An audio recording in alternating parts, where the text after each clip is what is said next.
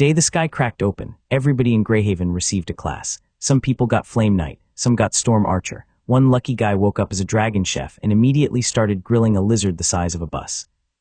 I got Garbage Collector. The class window floated in front of my face while alarms screamed across the city. Class Garbage Collector. Rating F. Restriction 1, cannot equip weapons. Restriction 2, cannot gain normal combat experience. Skill Dismantle. Passive, Recycler's Return. Anything I dismantled became crafting materials worth 110% of the original item's value. That was it. No fireballs, no glowing sword. No wolf companion, no dramatic wings, just trash. The people trapped with me inside the emergency shelter looked at my class window and laughed so hard that one of them nearly dropped his spear.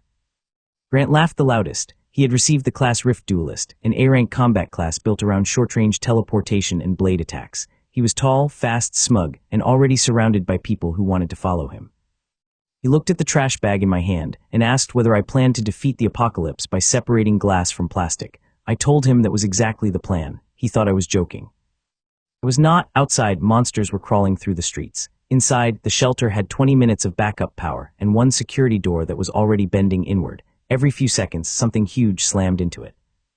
Nobody had time to think about my useless class. That gave me time to think about it. 110% did not sound impressive. If I dismantled a bottle worth $1, I got materials worth $1.10.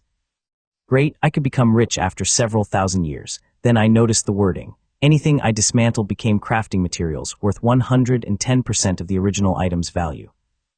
Did not say the bonus only worked once. I picked up a broken glass bottle. Dismantle. The bottle vanished in a soft blue flash. 3 neat blocks appeared in my inventory. Clear glass, trace metal, and chemical residue. I did not receive experience. I did receive value. Original value 2 units. Recovered value 2.2 units. I grabbed a bent cafeteria knife from the floor. Dismantle. Original value 5 units. Recovered value 5.5 units. Then I opened the class crafting menu. Most classes received combat skills. Garbage Collector received recipes, ugly recipes, bottle, bent knife, metal bracket, glass bead, wire spool. Cheap hammer. I crafted the clear glass into 2 smooth glass beads. Their combined value was 2.2 units. Then I dismantled them. Recovered value 2.42 units. I stared at the number. I crafted the glass again, dismantled it again. 2.662 units. Again, 2.9282. The class was not giving me 10% more trash. It was giving me compound interest without paperwork, banks, or anyone smart enough to stop me. Door bent inward another foot. Grant shouted for everyone with a combat class to prepare. I sat on the floor and recycled the same glass 12 more times. My hands moved faster with each cycle. Craft, dismantle, craft, dismantle. The blue flashes came so quickly that it looked like I was juggling lightning. The original broken bottle became enough reinforced glass to make a full window, then enough to make a windshield. Then enough to make a thick slab of transparent armor. I could not equip armor made for combat classes, but the restriction said nothing about building a wall. I crafted a waist-high barricade across the shelter entrance. Everyone stopped laughing. Grant asked where I got the material. I pointed at the place where the bottle used to be. Then the security door exploded. A creature shaped like a hairless bear smashed through the opening. Its arms were too long, its jaw split down the middle, and hot black foam poured from its mouth. The first spear snapped against its shoulder. The second person missed completely. Grant teleported behind it and slashed the back of its neck. The attack drew blood, but the monster turned so fast that he barely escaped. Everybody panicked. I did not. I had been watching the creature hit the door. It always swung its right arm first. I crafted the bent knife materials into a metal spring, dismantled the spring, crafted 2 smaller springs, dismantled them, then repeated the cycle until I had enough high-tension alloy to make a trap the size of a mattress. The monster charged. I stepped behind my glass wall. It swung its right arm. The wall did not move. The monster's wrist shattered. Before it could understand what happened, the floor beneath it snapped upward. My spring trap launched the creature into the ceiling. It hit hard enough to crack concrete. Then it dropped onto the barricade, bounced off, and landed on its own face. The shelter went silent. I had not equipped a weapon. I had not gained combat experience. I had used garbage to turn a monster into a badly thrown basketball. Grant rushed in and finished it with a clean slash. Gold light surrounded him. He gained a level. I gained nothing. That annoyed me for about half a second. Then the corpse produced a new prompt. Dismantle available. Target contains biological fiber, corrupted bone, acid gland, and unstable core fragment. My smile returned. I placed my hand on the dead creature. Grant told me not to touch his loot. I dismantled it anyway. The corpse collapsed into blue particles. Bundles of dark muscle fiber, curved bone plates, a jar of acid gel, and a pulsing black crystal appeared in front of me. Recovered value, 2,860 units. The entire shelter stared. Grant's face changed from smug to angry. That was the moment I learned the most important rule of the apocalypse. People could forgive a weak class. They could even forgive a strange class. But the second a weak person found a way to become useful, somebody powerful would try to take it. Grant grabbed the core fragment. I let him. The crystal pulsed once in his hand. I had already checked the description. Unstable core fragment, high energy output, reacts violently to rift-based mana. Grant's class was Rift Duelist. His whole body was full of rift-based mana. The crystal screamed. Grant threw it away just before it exploded. The blast did not kill anyone, but it covered him in black slime and launched him backward into a pile of folding chairs. I picked up the unharmed crystal. The room stared at me again. I explained that he should read item descriptions before stealing things. That was when Dean arrived. Dean was the head of the shelter security team, a broad-shouldered man with a calm face and no flashy class. He had received Iron Warden, a defensive class focused on barriers and restraint chains. He looked at the broken door, the dead monster that was no longer dead because I had turned it into labeled jars, and Grant dripping slime onto the floor. Then he looked at me. He asked what happened. Grant said I had attacked him. Dean asked whether I had a weapon. Grant looked at the trash bag in my hand. I shook it once. The bottle cap rattled inside. Dean told Grant to sit down. That was the first evil plan I defeated by doing almost nothing. It would not be the last. The shelter still had a problem. Monster had destroyed the main door, and more creatures were gathering outside. We could hear claws scraping the walls. I had 2,860 units of monster materials, one broken shelter, a crafting menu full of junk, and 15 minutes before the backup power failed. So I started recycling. Bone plate became bone nails. Bone nails became compressed bone blocks. Compressed bone blocks became hardened composite. Hardened composite became a gear casing. The gear casing became refined composite worth 10% more. Every cycle increased the value. My hands blurred. The crafting menu expanded as my total processed value rose. New recipes appeared. Pressure plate, rotary saw housing, chemical sprayer, autoloader, basic turret frame. Now things were getting interesting. I dismantled the acid gland, multiplied the gel through several cycles, and crafted sealed acid capsules. I recycled the corrupted muscle fiber into tension cable, then recycled the cable until it could pull a truck. I used the monster's core fragment as a temporary power source. 5 minutes later, the shelter entrance no longer looked like a broken doorway. It looked like the mouth of a very angry machine. 3 glass shields overlapped in a funnel. Spring cables ran through the walls. Acid sprayers hid behind bone nozzles. A turret made from cafeteria trays, chair legs, and one dead monster's spine rotated toward the street. Grant stared at it and said there was no way that thing would work. I told him he was right. It worked too well. The first creature stepped through the opening. The pressure plate dropped it into a spring cradle. The cradle fired it backward at the monsters behind it. The acid sprayer painted the whole group. The turret launched hardened bone nails at such speed that the air cracked. A dozen creatures rushed the entrance. 5 seconds later, the street was empty. A line of blue prompts filled my vision. Combat contribution detected. Normal combat experience unavailable. Alternative class growth condition met. Recovered value generated through hostile recycling. Class level increased. I had found my experience system. I did not level by killing monsters. I leveled by turning their defeat into materials. My class rose from level 1 to level 6 in a single wave. The shelter erupted in cheers. Grant did not cheer. He watched the turret, watched the materials in my inventory, and watched me. I could practically see a terrible idea forming behind his eyes. That was fine. Terrible ideas were just raw materials waiting to be recycled. By sunrise, the monsters stopped testing the shelter. They had learned. Anything that entered my funnel came back out as ammunition. The people inside learned something too. My name was Cole, my class was garbage collector, and throwing trash near me was starting to feel like feeding a dragon. The first night of the apocalypse ended with 300 people alive, one street covered in monster dust, and Grant pretending he had always believed in me. I let him pretend. A useful enemy was easier to manage when he thought I was not paying attention. The city outside had become a maze of broken roads and glowing red fractures. Buildings leaned at impossible angles. Cars were stacked like toys. Strange plants pushed through concrete, and every shadow seemed to breathe. The shelters had food for a few days, but the power grid was dying. Water pumps were failing. The nearest safe route to the river treatment plant passed through an industrial district full of monsters. Dean wanted to organize a supply run. Grant wanted to lead it. I wanted the junkyard. The city junkyard sat directly beside the industrial district. Before the apocalypse, it held thousands of ruined cars, dead appliances, crushed machinery, and mountains of scrap metal. To everyone else, it was a dangerous pile of garbage. To me, it was a treasure vault with no locks. Dean agreed to let me go because my defenses had saved the shelter. He also came with us because he did not trust Grant, and because he had seen the way Grant looked at my inventory. We moved through the streets in a group of 20. I carried no weapon. That made the others nervous. I carried a grocery cart. That made them more nervous. Inside it were bottles, cables, chair legs, broken bricks, 2 cooking pots, and the portable turret I had built during the night. The turret wore a dented saucepan as a protective cap. I called it Bucket. Bucket was not alive, but it had more personality than Grant. Every time Grant got too close, Bucket rotated toward him. He stopped getting close. The first attack came at an intersection. A flock of winged creatures dropped from the side of a building. Their bodies looked like giant bats, but their heads were covered in rows of blinking eyes. The combat classes raised bows and spells. I kicked my grocery cart. The front wheels locked. The rear frame unfolded. Bucket launched into the air on a spring cable, spinning beneath the flock like a metal seed.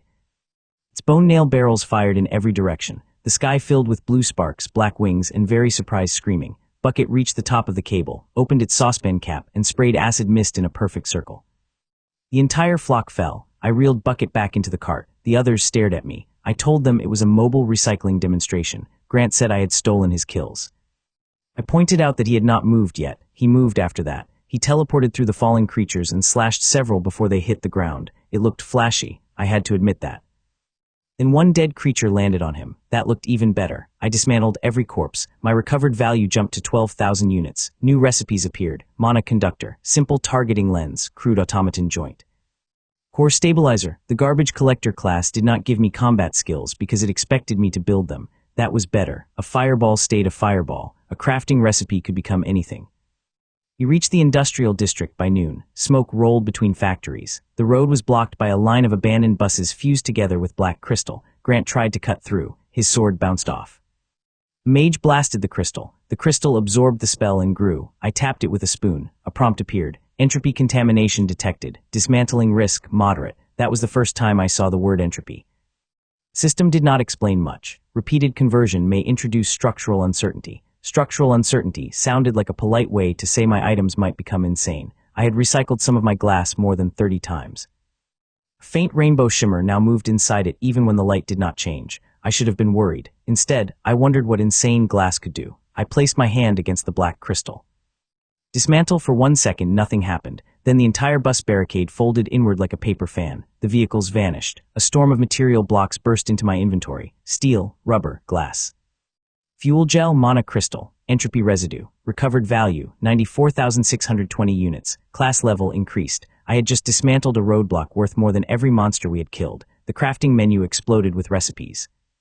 Vehicle frame, heavy rotary engine, mana battery, tracking drone, industrial press, fusion crucible. The people behind me started whispering. Grant stopped pretending not to care. He asked whether I could make him a better sword. I reminded him that he called my class useless. He said that had been before he knew I could make swords. I told him I could make swords. I did not say I would.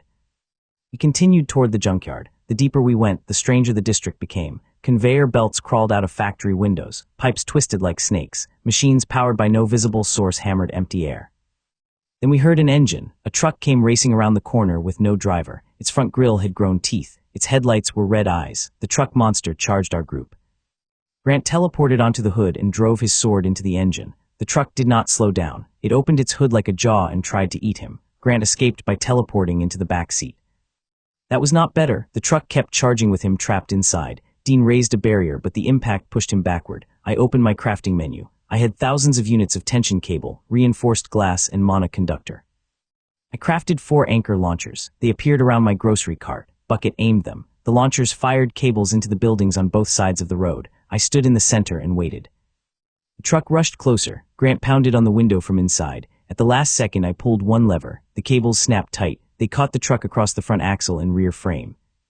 The vehicle stopped so suddenly that the entire body stretched. Grant did not stop. He flew through the windshield, crossed the street, and landed in a pile of cardboard boxes. The boxes exploded around him like confetti. The truck's engine screamed. Its tires spun. I activated Dismantle through the cables. The front bumper vanished. Then the doors. Then the wheels. Then the engine. The monster collapsed piece by piece until only a pulsing core remained on the road. I lifted it with a pair of cooking tongs. The core tried to bite the tongs. I put it in a cooking pot and closed the lid. Recovered value, 38,000 units. Grant climbed out of the cardboard. He asked whether I could have stopped the truck more gently. I said yes. Dean turned away to hide a smile. We reached the junkyard at sunset. The gate had been crushed. Mountains of scrap stretched into the distance beneath a sky filled with drifting red cracks. Something moved between the piles. Something enormous. A crane arm rose above the junk heaps, then another. A body made from compacted cars pulled itself upright. 4 magnet claws dragged along the ground. Hundreds of broken headlights opened across its chest. The junkyard itself had become a monster. A prompt appeared. Scrap Colossus, threat rating, B. The combat classes froze. Grant stepped forward anyway. I respected the confidence. I did not respect the plan because he did not have one. He teleported up the creature's body, slashing cables and joints. Sparks rained around him. The Colossus swatted at him with a crane arm, but he blinked away again and again. For a few seconds, it looked like he might win. Then the monster turned on an industrial magnet. Every metal object in the area flew toward its chest. Swords ripped out of hands. Spears spun through the air. Grant's blade vanished from his grip. Bucket flew out of my grocery cart. The grocery cart followed. I grabbed the handle and went with it. Dean shouted my name. I soared across the junkyard behind a shopping cart full of trash. It was the coolest, terrible decision I had made all day. Magnetic pull dragged me directly toward the Colossus. Cars, pipes, signs, and tools whirled around me. I could not equip weapons. I did not need to. I had an entire junkyard flying beside me. I dismantled the grocery cart in midair. The frame vanished. I crafted the recovered metal into 6 curved fins. The fins locked around my arms and legs, not as armor, but as control surfaces. I caught the magnetic current and steered through the storm. A refrigerator missed my head by inches. I landed on the Colossus's chest. The magnet held me there. Thousands of metal objects slammed into the monster around me, building a shell over its core. Grant was trapped on one shoulder, hanging from a cable. He shouted that we needed to destroy the magnet. I had a better idea. I placed both hands on the Colossus. Dismantle. Class warning returned. Target value exceeds current safe capacity. Partial dismantling available. I selected every piece of ordinary scrap attached to the creature. Cars vanished. Pipes vanished. The refrigerator vanished. The monster lost half its body in one blue flash. Recovered value poured into my inventory so fast that the numbers blurred. The Colossus roared and tried to crush me between its magnet claws. I crafted the stolen scrap into 2 industrial presses. They appeared on either side of its chest. The claws closed. The presses pushed back. Metal screamed. I recycled the presses while they were still under pressure, gaining more value. Then I crafted larger presses in the same position. The claws bent outward. I did it again. The presses doubled in size. Again. By the 4th cycle, 2 building-sized machines were forcing the Colossus's arms apart. That was recursive crafting in combat. Every time the monster tried harder, it gave me a reason to build bigger. The Colossus opened its chest and exposed a furnace core. Heat blasted across the junkyard. Grant teleported away. I could not. The magnet pinned me directly in front of the furnace. The core began charging. I checked my recipes. Fusion crucible, core stabilizer, vehicle frame, tracking drone. Then I saw a recipe that should not have been there. Entropy item detected. Mutant recipe unlocked. Bottomless can. Description, a container with uncertain internal volume. That sounded dangerous. I crafted it immediately. A dented metal trash can appeared in my hand. The furnace fired. I held up the can. A beam of white heat entered the opening. Nothing came out. The can shook. Its sides bulged. The lid laughed. Not a human laugh. A metallic, delighted cackle. The can had swallowed the attack. Everyone in the junkyard stared. The Colossus charged again. I pointed the can back at it and kicked the bottom. The stolen beam erupted from the opening at twice the width. Burned through the monster's furnace core and blasted a glowing tunnel through 3 scrap mountains behind it. The bottomless can burped smoke. I loved it immediately. The Colossus collapsed. I jumped from its chest and dismantled the remaining body before it hit the ground. Blue wave rolled across the junkyard. Every piece of scrap was sorted into perfect stacks. Steel on one side, copper on another. Glass, rubber, aluminum, fuel circuits, and monocrystal formed glittering towers. Recovered value, 3,840,000 units. My class rose to level 23. New title acquired, Urban Reclaimer. Class rating increased from F to C. The group went quiet. A class rating could rise. That was not supposed to happen often. Grant had started at A rank and reached level 9. I had started at F rank and reached C before dinner. I stood in the center of millions of units of material, while the bottomless can giggled beside me. Then a garage door opened at the edge of the junkyard. A woman with oil-stained gloves stepped out holding a welding torch. She looked at the sordid metal towers, the crater through the scrap heaps, and the trash can laughing at my feet. Her name was Riley. She had been hiding in the garage since the apocalypse began. Her class was Machine Tamer. She could awaken simple personalities inside vehicles and tools. She looked at Bucket. Bucket looked at her, then Bucket rotated its nail launcher toward Grant. Riley nodded. She said the turret had good instincts. Grant said he hated both of us. That was how our team began. Riley's garage became my first real workshop. It had lifts, welders, presses, engine blocks, shelves of parts, and enough abandoned machinery to make my crafting menu vibrate with excitement. Riley did not ask whether my class was useless. She asked how many times I could recycle the same material before reality complained. I told her I had not found the limit. The bottomless can laughed from the corner. Riley looked at it. I looked at it, we both agreed that reality had started complaining. Dean wanted the supply group to return to the shelter before dark, but the river treatment plant still had no power. Without clean water, the shelter would not last. The old power substation was 2 miles away. The streets between us and the substation were blocked by wreckage, roaming monsters, and patches of black crystal that infected nearby machines. I had a junkyard. I had 3 million units of material. Walking seemed disrespectful, so I built a bus, not a normal bus. Normal was already dead. I started with the frame of an old city transport. I dismantled it, crafted a reinforced vehicle frame, dismantled that, and repeated the loop. Each cycle multiplied the value. Riley used Machine Tamer to keep the frame stable while I upgraded it. The vehicle grew longer, wider, and much more offended by the laws of traffic. I added 6 wheels on each side, then tank treads beneath the wheels, then spring legs beneath the treads. I could not equip weapons, so I mounted 20 tools. Industrial nail drivers were tools. Rotary scrap separators were tools. High-pressure chemical washers were tools. The fact that those tools could punch holes through a building was not my fault. Bucket received a rotating command tower on the roof. The bottomless can became the exhaust system. That was Riley's idea. Every time the engine released smoke, the can swallowed it and laughed. The bus produced no pollution, but it developed an unsettling sense of humor. We named the vehicle Reggie. Reggie's front grille curled into a smile when Riley awakened it. Grant refused to ride inside a smiling bus. And something howled in the junkyard. He climbed aboard first. We rolled toward the substation with Dean's group packed inside. Reggie did not drive over wreckage. He ate it. The front scrap separators grabbed abandoned cars, road signs, fallen poles, and broken concrete. Conveyors pulled everything into a recycling chamber beneath my seat. Dismantle activated automatically through a network of monoconductors. Sorted materials entered my inventory. Upgraded parts came out the back. Every block street made Reggie stronger. A collapsed bridge gave us enough steel to reinforce the roof. A ruined electronics store gave Bucket better targeting lenses. A row of burn cars gave us fuel gel, batteries, and leather seats. Riley insisted on the seats. She said world-saving machines still needed lumbar support. Grant sat in the best one and continued pretending he hated the bus. Halfway to the substation, the road disappeared. A rift had opened beneath an overpass. The gap was more than 100 feet wide and filled with red fog. Something enormous moved far below. Dean said we would have to find another route. I told Reggie to jump. The bus became excited. Its 12 spring legs unfolded. Everyone inside began shouting. Reggie crouched. The road cracked under us. Then 30 tons of recursive garbage launched into the sky. For one beautiful second, we flew over the rift. Then a winged serpent rose from the fog. It had a mouth like a circular saw and a body covered in hooked feathers. The creature wrapped around Reggie in midair. The bus started falling. Grant teleported onto the roof and slashed at the serpent. Dean formed a barrier under the front wheels, giving us another second of height. I opened the recycling chamber. The serpent's feathers had pierced the outer frame. That meant part of the creature was inside an item I owned. Close enough. Dismantle. The hooked feathers vanished from its body. Recovered material, rift quill. The serpent suddenly became smooth. It lost its grip. Reggie fired its spring legs into the creature's sides and kicked it away. We landed on the far edge of the road. The rear wheels missed. Riley slapped the dashboard and ordered Reggie to climb. The spring legs dug into the concrete. The bus pulled itself up like a giant metal insect. Behind us, the serpent circled for another attack.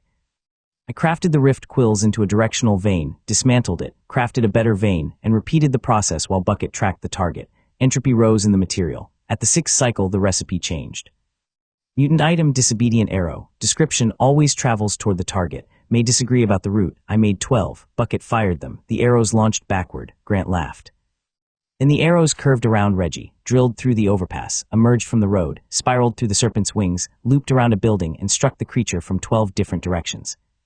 The serpent fell into the rift. Grant stopped laughing. I told him the arrows had taken the scenic route. We reached the substation after dark. The entire facility pulsed with black light. Power cables hung from towers like vines. Transformers throbbed. Every metal surface had grown veins. At the center of the yard stood a creature made from electricity and machine parts. It had no fixed body. It jumped between generators, appearing as a giant shape of wires and blue fire. The system called it a grid wraith. Threat rating. A. Grant's blade passed through it. Spells fed it. Dean's barriers slowed it but could not hold it. The wraith entered a transformer and fired lightning through the ground. Reggie's tires exploded. The bus screamed through its horn. Riley screamed louder. I climbed onto the roof. Lightning struck Bucket and overloaded its targeting lens. Bucket fired every nail at once. Most went into the sky. One hit Grant's chair through the open bus door. He blamed me. I blamed electricity. The grid wraith moved into the main generator. If it overloaded the station, the explosion would destroy the district and poison the river. I could not dismantle the wraith while it had no stable body. So I gave it one. I emptied my inventory of copper. Thousands of pounds of conductive wire burst into the yard. I crafted the wire into a giant coil around the generator. Wraith sensed an easier path. Electricity flooded into the coil. I recycled the coil while the Wraith was inside it. The wire vanished. The creature did not. It was compressed into the recovered copper. Every material block in my inventory began sparking. Riley shouted that I had stored a living lightning storm inside my class inventory. That sounded bad when she said it like that. I crafted the copper into a battery. The battery came out the size of a refrigerator and immediately grew legs. Entropy mutation detected. Mutant item. Anxious battery. Description. Stores energy. Hates silence. The battery sprinted in circles, screaming through a tiny alarm speaker. Grid Wraith thrashed inside it. I dismantled the battery again. Recovered value increased. I crafted 2 smaller batteries. They both grew legs. They screamed at each other. The Grid Wraith split between them. That gave me an idea. I repeated the cycle. 2 became 4. 4 became 8. Every time I dismantled and rebuilt the batteries, the recovered value rose by 10% and the Wraith's energy divided into more stable pieces. Soon, 32 screaming batteries ran around the substation like terrified metal chickens. Grant asked how this was helping. I told him to wait. I crafted the 32 batteries into a single artificial monster core. The core hovered over my hands. It was bright blue, perfectly stable and shaped like a spinning cube. Artificial storm core. Value 760,000 units. Output extremely high. Temperament nervous. The core whispered that something was behind me. Nothing was behind me, it whispered again. I put it inside Reggie's engine. The bus woke with enough power to light half the city. Its headlights opened like eyes. Its spring legs repaired themselves. Its smile became wider. The Grid Wraith was gone. The substation remained intact. I connected Reggie's storm core to the main power line. Blue energy raced through the district. Street lights flickered on one by one, stretching all the way back toward the shelter.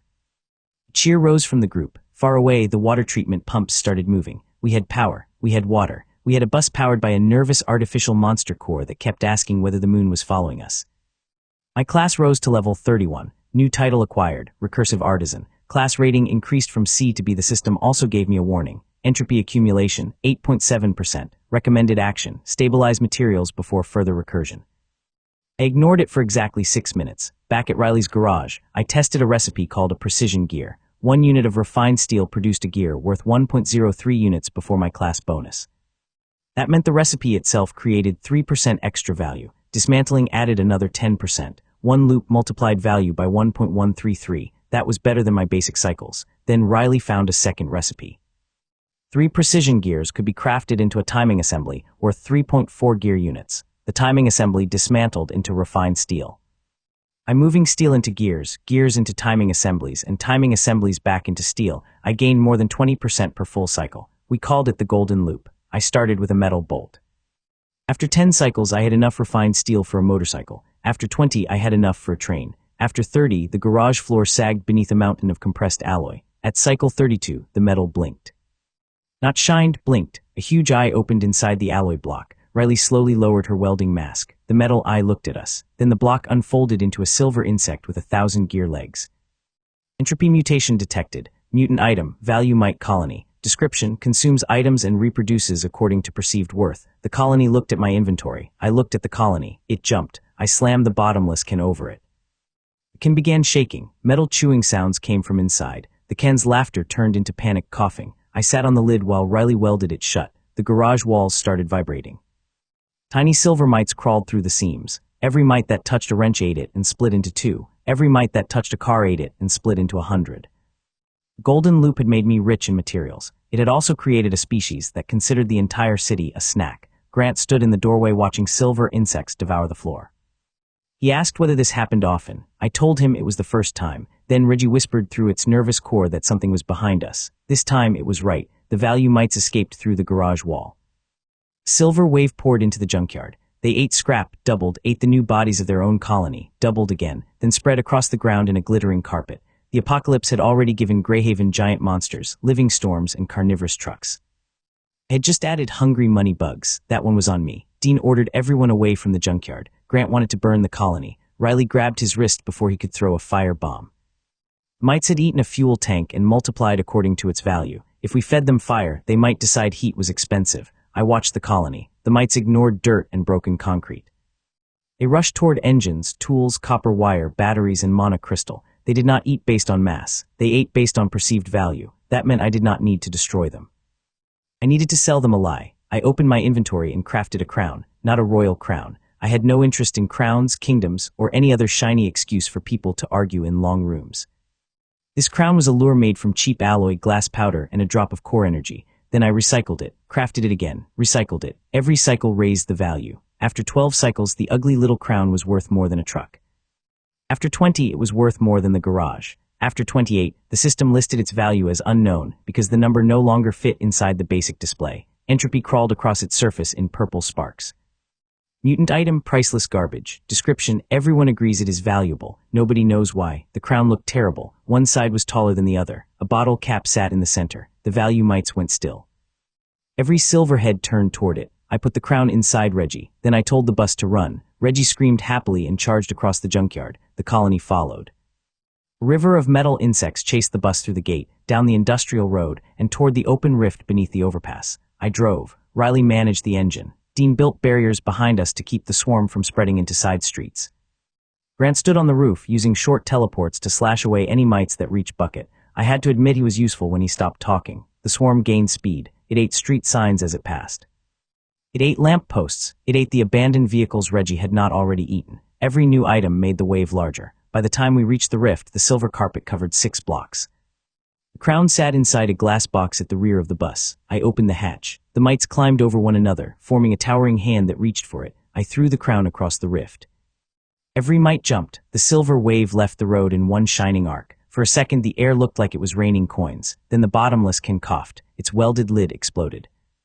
The original colony queen launched out. It was the size of a bear now, with a gear-shaped mouth and the remains of the golden loop glowing inside its body. The queen caught the crown in midair. Instead of falling, it ate the priceless garbage. Its value jumped. Its body expanded. The rift pulled at it, but the queen climbed through the air on legs made from spinning gears. That was not part of the plan. Grant asked whether I had another priceless crown. I told him I had something better. I had the recipe. I crafted a second crown. The queen turned toward it. I dismantled the crown before it could move. Then I crafted 2 crowns. The queen hesitated. I dismantled both and crafted 4. The colony queen's head snapped from one lure to another. 4 became 8, 8 became 16. I scattered them around Reggie. The queen tried to choose. Its description said it consumed according to perceived worth. It never said it was good at math. I kept multiplying the lures, but I reduced the actual material in each one. The displayed value remained enormous because entropy had infected the recipe. The queen's instincts overloaded. It ran left. Then right, then straight up the side of a building, then down through a wall. It spun in a circle so quickly that its gear legs carved a crater into the road.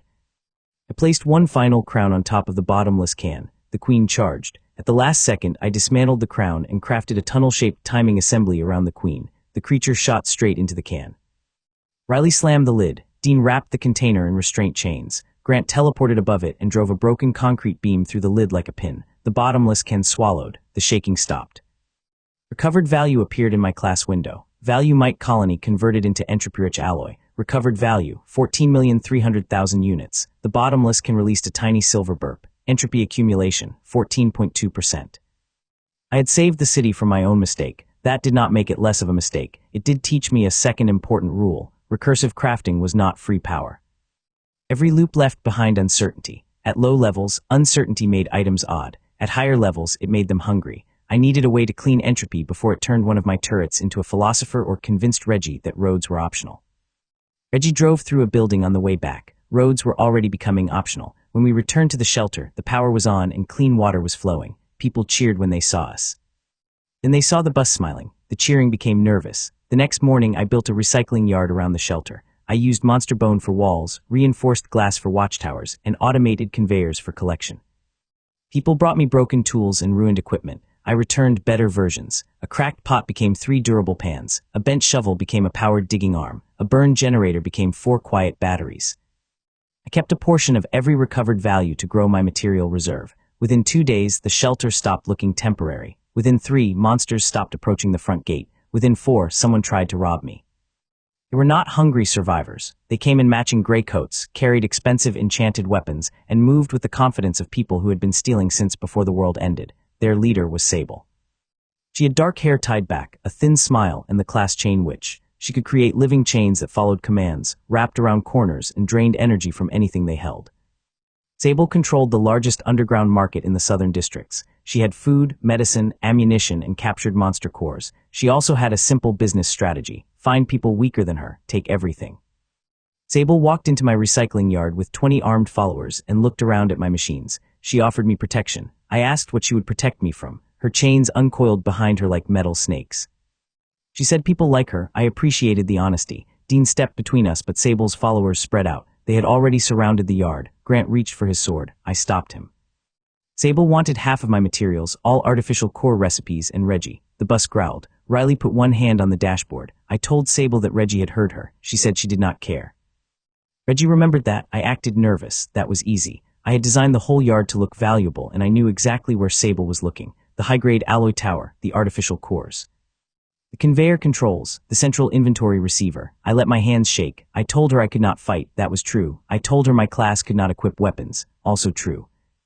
I told her all my important materials were stored in the tall black container beside the main press. Completely false. Sable smiled. She sent 2 chains toward the container. The chains wrapped around it and drained the monolock.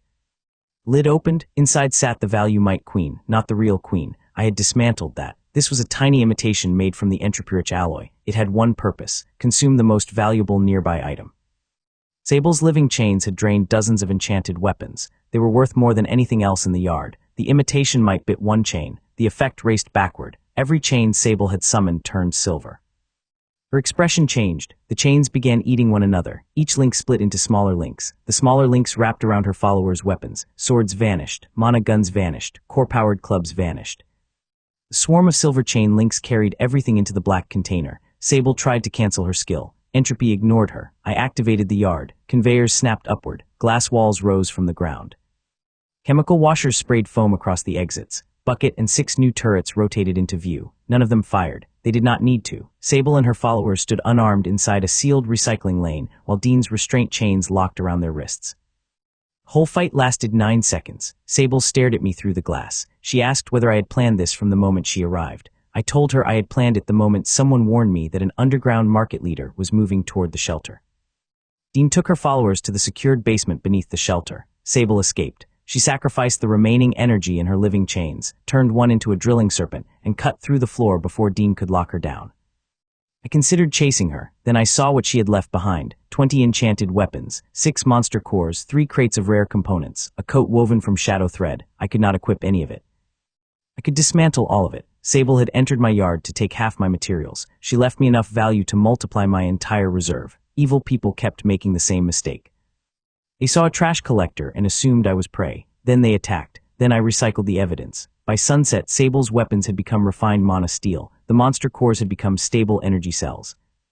Rare components had become targeting arrays. The shadow coat had become an optical camouflage sheet large enough to cover Reggie. I built a second mobile turret, then a third, then 12. Riley awakened them one at a time. Bucket became their commander. The new turrets followed it in a straight line like metal ducklings. Grant watched them march around the yard. He asked what I needed 12 turrets for. A siren sounded from the north wall. Beyond the city skyline, a tower of red light rose into the clouds. A new zone had opened inside the abandoned downtown mall. The system message spread across every survivor's vision. Dungeon overflow in 72 hours. Estimated monsters released, 40,000. Threat rating. Grant looked at my 12 turrets. I looked at the glowing tower. Then I opened the crafting menu. 12 was obviously not enough. The downtown mall had once sold shoes, phones, food, and things nobody needed but bought anyway. Now it was a vertical dungeon with 41 floors. The outside walls had turned black. Every window showed a different sky. Red energy ran through the parking structure, and monsters pressed against the glass entrances like shoppers waiting for a sale. In 72 hours, the doors would open. 40,000 creatures would pour into Grayhaven.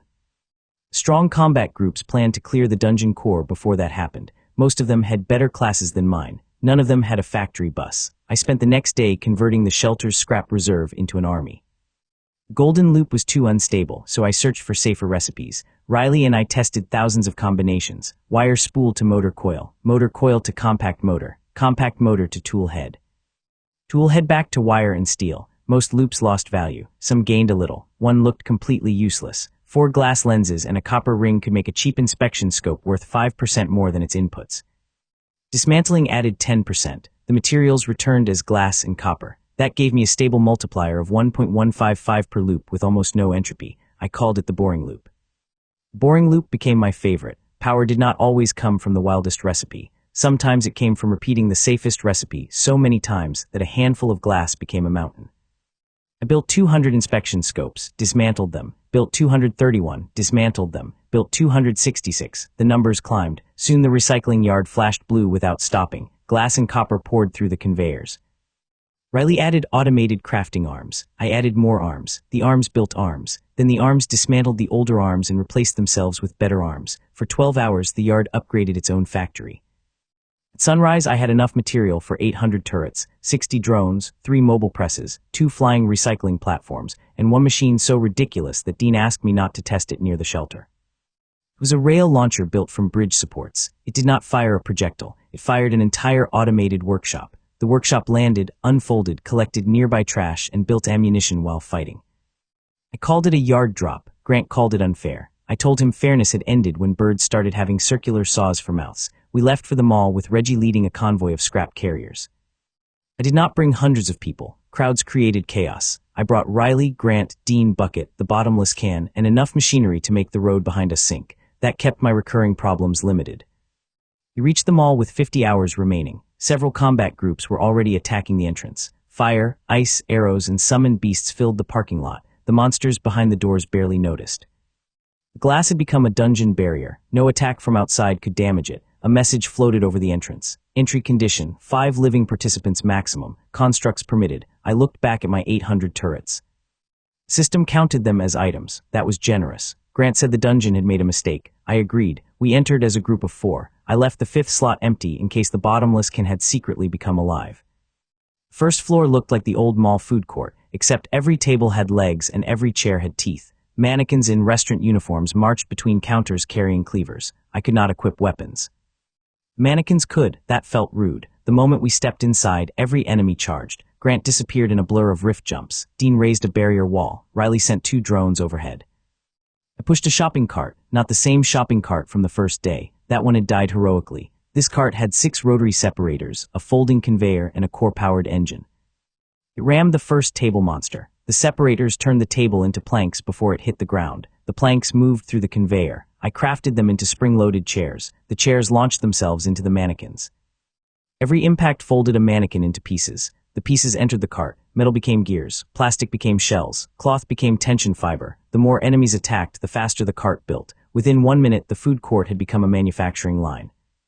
My turrets rolled in behind us. Bucket fired numbered signals. Squads spread through the restaurants. Nail drivers pinned mannequins to walls. Chemical washers erased slime trails. Drones dropped small recycling bins that ate broken furniture and produced spare parts.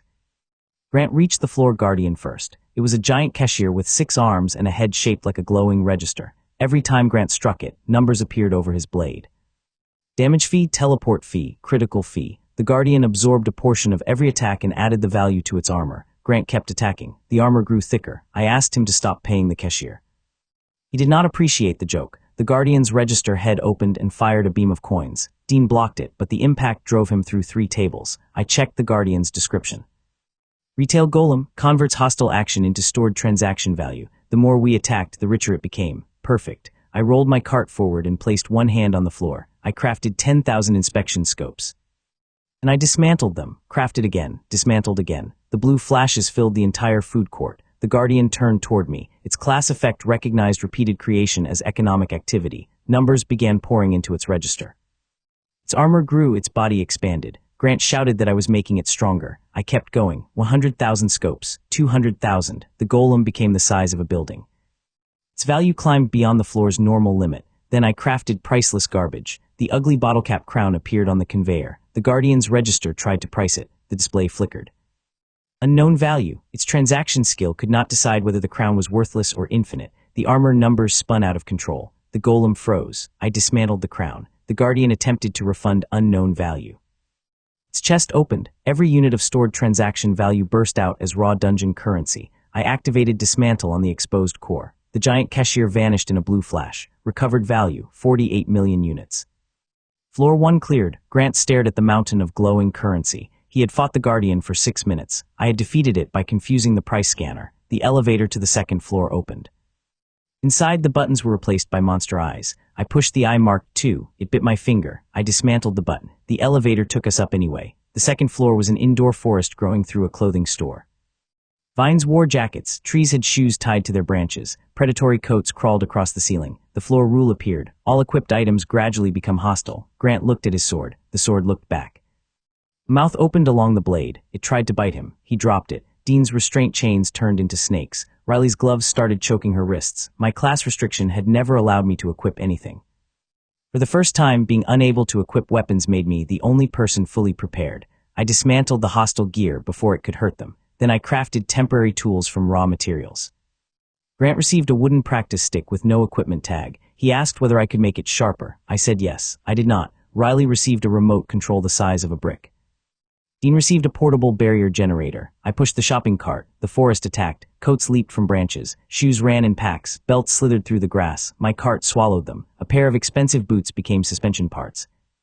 Designer jacket became camouflage fiber. A mountain of belts became one enormous rubber band. I stretched that band between two trees. When the floor guardian appeared, I was ready. It was a centipede made from hundreds of mannequins sewn together with luxury fabric. It rushed through the forest, crushing trees. Grant jumped onto its back with his wooden stick. He looked ridiculous. He also used the stick to redirect one of its legs, causing the whole creature to trip. That was clever. I respected clever. The centipede crashed into the giant rubber band. The band stretched across the floor. The guardian fought forward. The tension increased. I recycled the band. 10% more rubber returned. I crafted a thicker band in the same position. The guardian lost ground. I repeated the cycle. Each loop made the band stronger while preserving the stored tension. The centipede moved backward 1 foot. Then 10, then 50. The rubber band launched it through the forest, across the clothing store, into the elevator shaft and up through the ceiling. We heard impacts above us. Second floor cleared. Third floor cleared. Fourth floor cleared. Fifth floor cleared. The mannequin centipede kept flying through each floor before the guardians could prepare. It finally stopped on floor 9 after crashing into a fountain filled with teas. He arrived through the elevator a few seconds later. The guardians of floors 3 through 8 were already dead beneath it. Grant looked at the destruction. He asked whether I had just cleared 7 floors with a rubber band. I told him it was a recursively improved rubber band. Details mattered. My level rose to 44. The dungeon timer dropped to 38 hours. Then every fountain on floor 9 began laughing. Bottomless can laughed back. Riley said she did not like that they understood each other. Neither did I. The water turned black. Hands rose from every pool. And for the first time since entering the mall, my crafting menu closed by itself. A floor effect appeared. No item creation. No dismantling. Grant smiled and picked up his restored sword. He said it was finally his turn. Behind him, the black water formed 100 copies of nobody. They were faceless. They did not copy our moves. They simply crawled forward in a wave, hungry for anything solid. Grant's smile disappeared. I could not craft. I could not dismantle. But I still had 800 things I had created earlier. Bucket rotated its turret. Reggie's horn echoed from the elevator. The no crafting floor had made a mistake too. It thought my power was the blue flash. My real power was preparation. The black water creatures rushed us. Bucket fired first. 800 turrets answered. The mall floor became a storm of bone nails, compressed air, acid foam, cable nets, and spinning inspection scopes. Scopes were not weapons. They were very sturdy. A drone dropped boxes of them from above. The faceless creatures slipped on the rolling glass tubes, crashed into one another, and became tangled in the cable nets. Grant teleported through the gaps and cut down anything that reached the front line. Dean held the center with barriers. Riley stood on Reggie's roof and commanded the machine squads like an orchestra conductor who had completely lost patience with music. I had no active skill, so I drove. Reggie charged out of the elevator and smashed through the nearest fountain. The bottomless can opened its lid. Black water poured toward it. The can drank. Floor effect blocked dismantling, not swallowing. Every fountain emptied into the can while it laughed louder and louder. The faceless creatures collapsed as the water left their bodies. Then the floor guardian emerged from the main pool. It was a black sphere with hundreds of human arms reaching from its surface. The arms grabbed pillars, floor tiles, dead constructs, and loose debris, pulling everything into the sphere. Bucket fired. Nails vanished into the darkness. Grant attacked. His sword disappeared up to the hilt. The guardian absorbed solid matter and grew. That was almost the same trick as the bottomless can. Almost. The difference was control. My can was uncertain inside. The guardian was empty. I had no crafting menu, but I still had my inventory. I pulled out the anxious storm core that powered Reggie. The bus immediately asked why I was holding its heart. I told it to trust me. That did not help its anxiety. I threw the core into the black sphere. The guardian absorbed it. Blue lightning exploded across its surface. Every arm stiffened. The storm core hated silence. Inside a space that swallowed sound, it panicked. The core released all stored energy at once. Lightning filled the guardian from the inside. The black sphere became transparent for 1 second. At its center, I saw a small white seed. Grant saw it too. He teleported through one of the frozen arms, kicked off the surface, and threw his wooden practice stick. The stick struck the seed, not hard enough to break it, hard enough to move it. Dean extended a restraint chain through the opening. Riley ordered a drone to pull. The seed tore free. Floor effect ended. My crafting menu slammed open. I dismantled the Guardian before it could reform. Recovered value, 62 million units. The black water entered my inventory as void gel. System displayed an entropy warning. Void gel strongly reacts to recursive crafting. That was exactly the kind of warning I should respect. I put the material in a separate storage pocket. I planned to study it later. The bottomless can coughed up a tiny black hand. I put that in the same pocket. Floor 9 cleared. The next 10 floors tried different rules. One floor reversed gravity every 30 seconds. I built wheels on every surface of Reggie and turned the whole level into a racing course. One floor contained an endless staircase. I dismantled the bottom step, crafted it above us, and repeated until the staircase moved beneath our feet like a conveyor. One floor was filled with invisible monsters. I released clouds of colored glass powder and tracked the empty shapes. One floor had a guardian that became stronger whenever someone felt fear. Reggie's anxious core nearly made it immortal.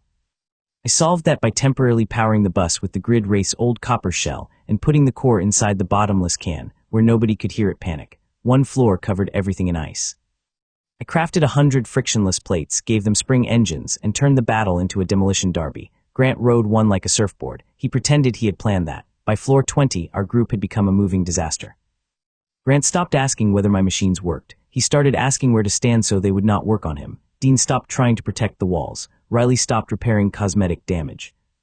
Reggie stopped using doors. The mall dungeon had 41 floors. We reached floor 21 with 26 hours left. That was where Sable found us. She stood on the balcony above the old movie theater, surrounded by living chains and a group of masked followers. I did not know their names. They did not matter enough to learn. Sable had entered the dungeon after us. She had followed the trail of cleared floors, collected leftover cores, and used hidden service passages to move ahead. Her escape from Dean had cost her most of her power, but the dungeon had given her new material. Her chains were black now, void-tainted. They moved without sound. Sable said I had something that belonged to her. I asked whether she meant the weapons she brought into my yard. She said she meant everything. That was less specific. The theater floor was designed like an arena. Rows of seats curved around a central stage. Red curtains moved even though there was no wind. A floor message appeared. Performance trial. Applause increases power. Failure to entertain releases the audience. The audience was made of thousands of stone statues. Every statue had claws. Sable attacked immediately. Her chains slithered between seats, wrapped around my turrets and drained their cores. Machines collapsed. The statues clapped. The chains grew thicker. Sable's followers fired spells from the balconies. More applause. The whole floor rewarded dramatic violence. Sable was good at dramatic violence. I was better at entertainment. I ordered Bucket to begin the show. The commander turret rolled onto the stage wearing its saucepan cap. Fired one bone nail at a hanging sign. The sign dropped. It struck a lever. The red curtains opened. Behind them stood Reggie on 2 spring legs. Riley had attached inspection scope eyes along its front grille. Bus bowed. The stone audience applauded. Reggie's power increased. Sable stared. I sent drones through the theater. Each drone carried a glass plate painted with a simple smiling face. They spun, collided, bounced off walls, and played horns at terrible times. Statues clapped harder. The dungeon did not care whether the performance was impressive. It cared whether the audience reacted. I could manufacture reactions. Sable's chains attacked the stage. I opened the bottomless can. A chain entered the can. It came out of a second hole I had cut in the side and wrapped around Sable's own ankle. The audience roared. Sable cut the chain. I launched 3 yard drops through the ceiling. The automated workshops crashed onto the stage, unfolded, and began building more stages. 1 stage became 2, 2 became 4. Every stage displayed a different ridiculous battle. Turrets juggled inspection scopes. Drones raced through rings of fire. Reggie performed a backflip that destroyed half the balcony. Grant teleported between falling chunks of concrete, slicing Sable's chains while making it look effortless. Dean used barriers as drums. Riley made the surviving machines dance. The applause became thunder. Power flooded every construct I owned. Sable tried to take control of the show. Her chains formed a giant serpent above the arena.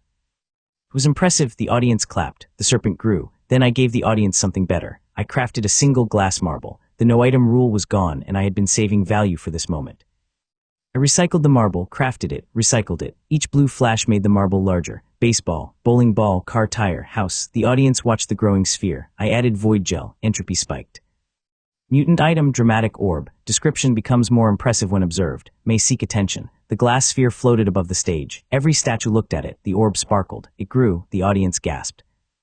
Grew again. Sable's giant chain serpent lunged toward me. The dramatic orb moved between us. The serpent struck it. The orb interpreted the attack as part of its performance. It became the size of the theater.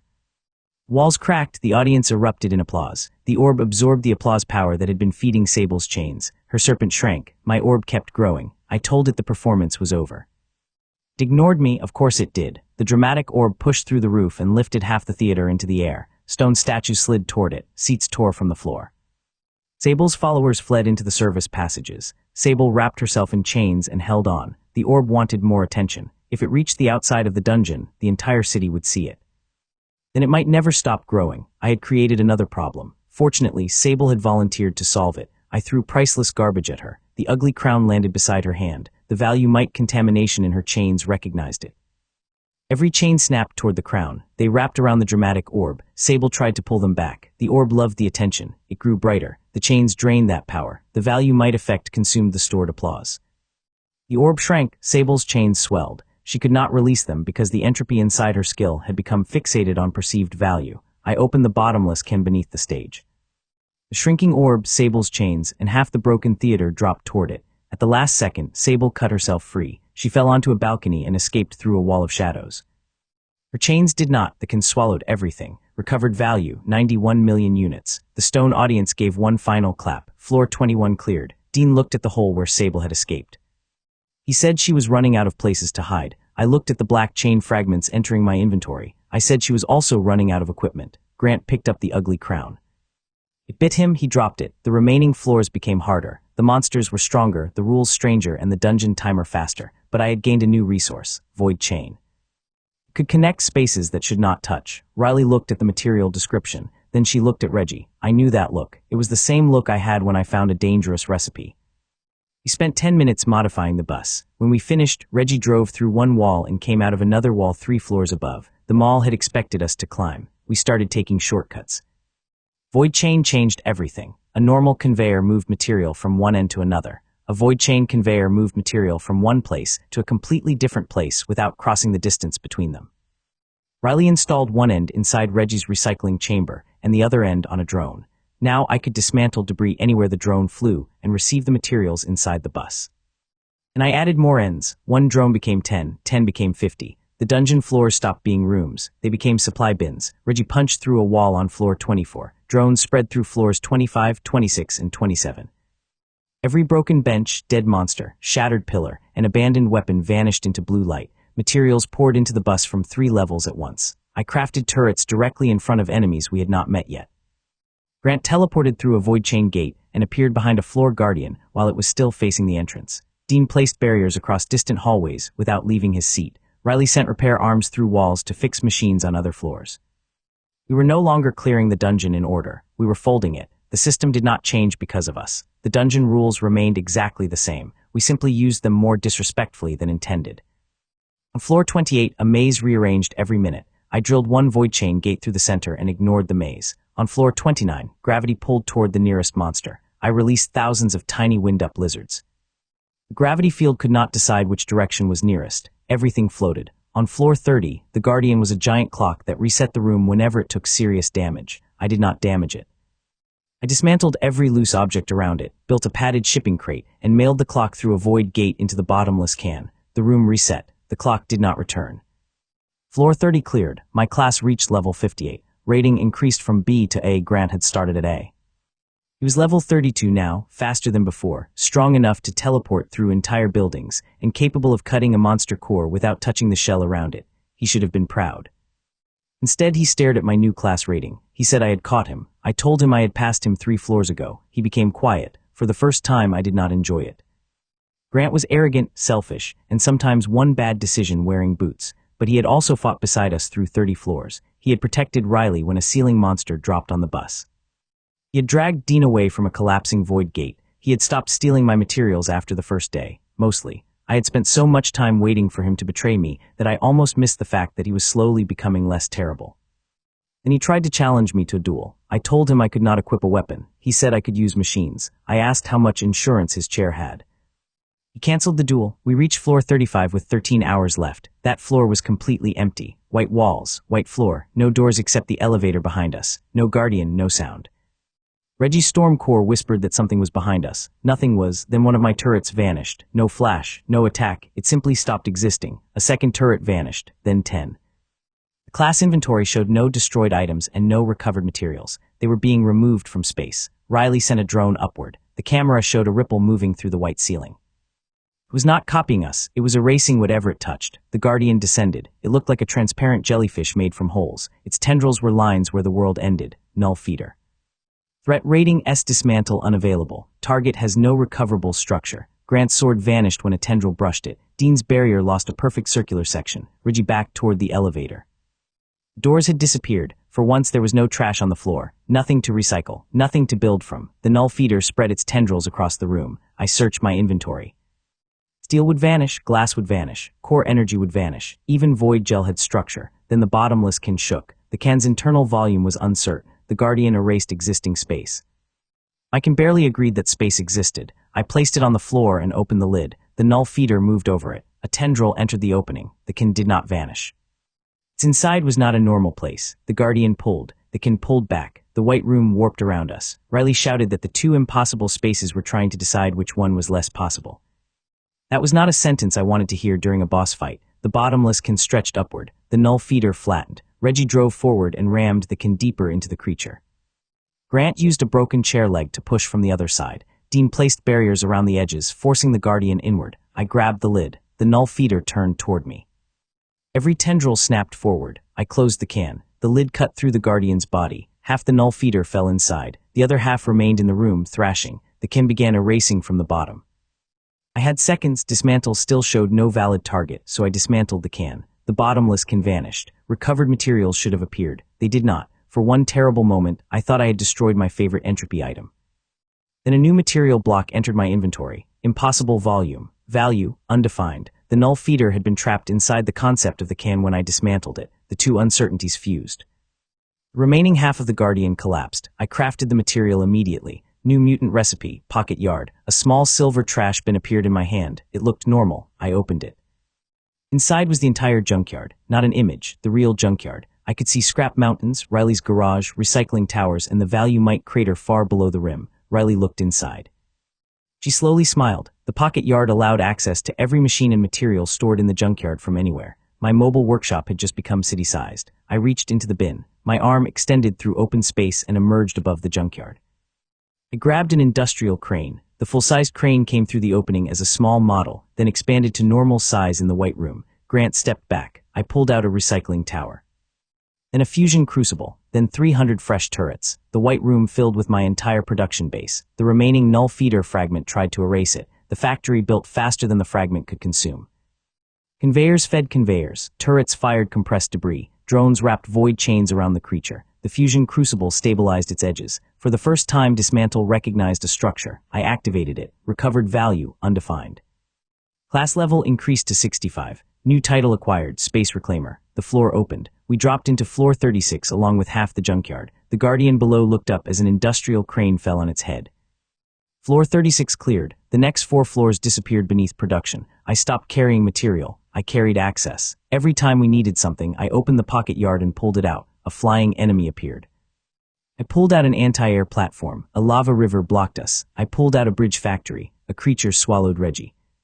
I pulled out a second Reggie-shaped shell from the yard, attached it to the first through void chain, and made the creature swallow a bus twice its own length. It exploded politely. We reached floor 40 with 6 hours left. The final elevator stood at the end of a dark hall. The floor Guardian waited in front of it. It was a man-shaped figure made from stacked monster cores. Thousands of them, red, blue, green, black, and gold crystals formed muscles beneath a transparent skin. Core Saint, threat rating, it controlled every loose core in the dungeon. That included mine. Reggie's storm core tore free from the engine. Turret cores flew from their housings. Drone batteries ripped through their frames. The artificial cores gathered around the Guardian, joining its body. Reggie collapsed. Bucket's command light went dark. The entire machine army died at once. The Core Saint grew taller. It lifted one hand. A wave of raw mana blasted down the hall. Dean blocked it with every barrier he had.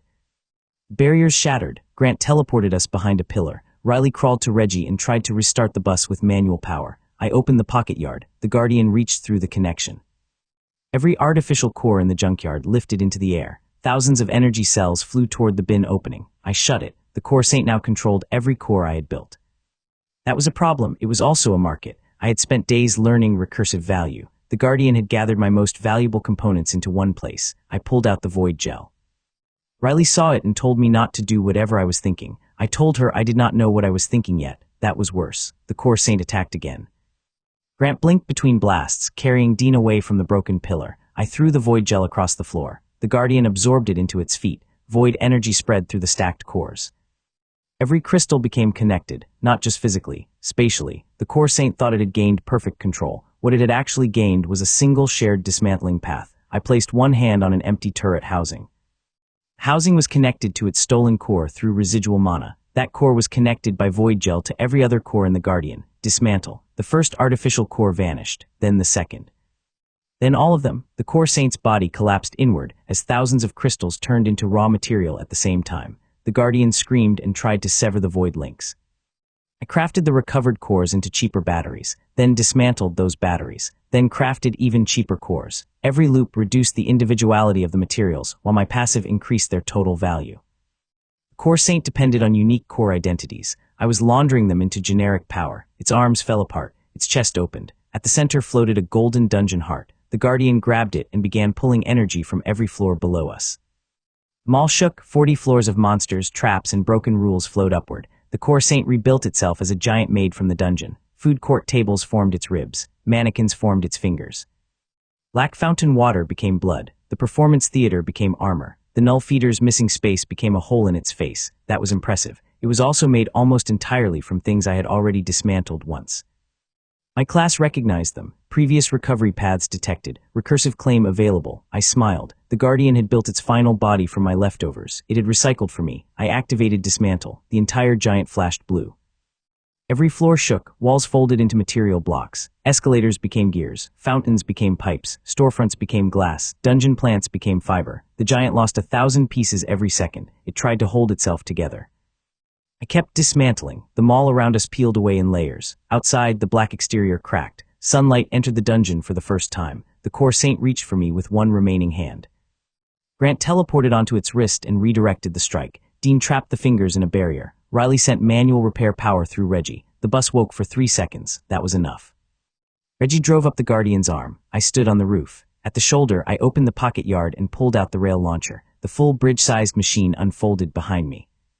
I loaded it with an automated workshop, not as a weapon, as a delivery. The launcher fired. The yard drop smashed into the Guardian's exposed chest, opened around the golden dungeon heart, and began recycling everything touching it. The heart resisted. The workshop upgraded itself. The heart released fire. The workshop built cooling pipes. The heart released lightning. The workshop built grounding towers. The heart opened a portal. The workshop sent a conveyor through the portal and started dismantling the other side. The dungeon heart had unlimited energy. My workshop had unlimited disrespect. I jumped from Reggie onto the machine. Placed both hands on the golden crystal, and recycled the dungeon itself. The golden dungeon heart fought Dismantle. Every item before it had either vanished immediately or broken into sections. The heart pushed back. Blue light spread over one side, red light spread over the other. My skill tried to reduce the dungeon into useful parts. The dungeon tried to reduce me into a stain. The yard drop shook beneath my feet. Its crafting arms melted. Riley sent replacement parts through the pocket yard. Dean formed barriers around the heart to contain the pressure. Grant teleported across the collapsing giant, cutting loose anything that tried to crush the workshop. The timer reached 3 hours, then 2, then 1. The heart pulled energy from the unopened final floor. I saw what waited above. A city-sized creature curled around the roof of the dungeon, sleeping inside a shell of black crystal. If the timer ended, the roof would open. 40,000 smaller monsters were only the beginning. The real overflow was that creature. I could not finish Dismantle fast enough, so I stopped trying to overpower the heart. I crafted around it. A glass lens appeared against the crystal, then another, then a copper ring, inspection scope, the safest recipe I had. The heart's energy entered the scope. I dismantled it. Recycler's return applied. The heart lost 1 unit of energy. I received 1.1 units. I crafted another scope using the return value, dismantled it. The heart lost more. I gained more. The dungeon had been resisting a direct attack. It had no defense against becoming an input. I expanded the loop. 1 scope became 10, 10 became 1,000. The yard drop filled with blue flashes. Every cycle drew a little power from the heart, multiplied it, and used the result to build more scopes. The heart's endless energy became fuel for the boring loop. Its red light dimmed.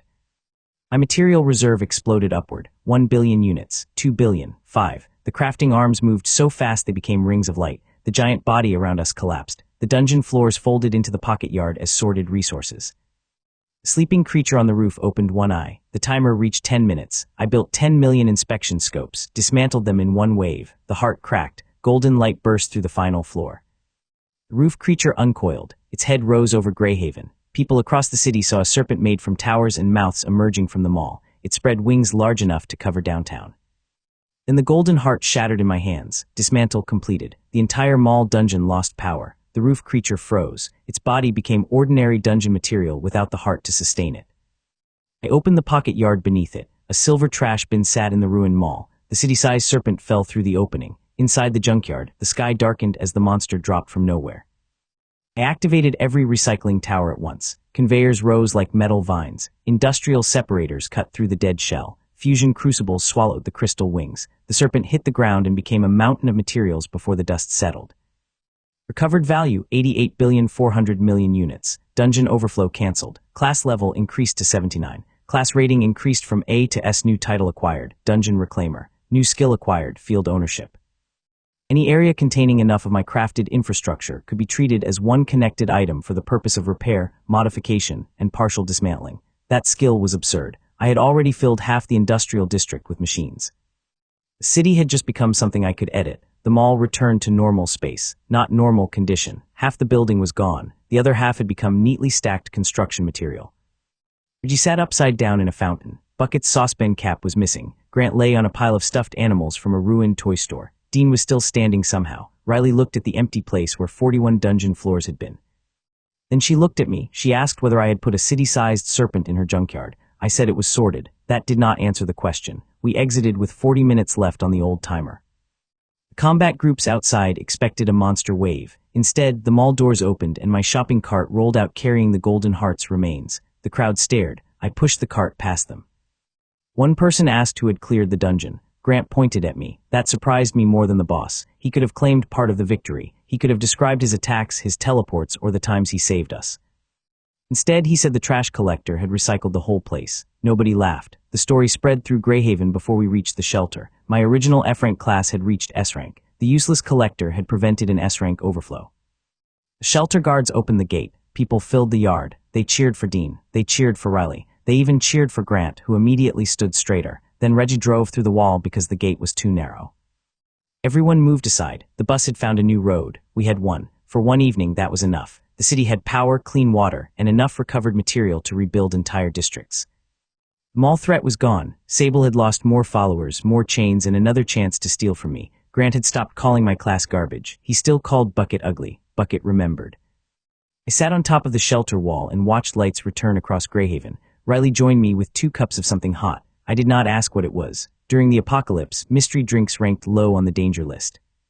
She said my entropy level was rising. I checked. Entropy accumulation, 31.6%. That was not good. The dungeon heart had multiplied my reserve, but the void gel, mutant items, value might alloy, and recursive loops had contaminated enormous amounts of material.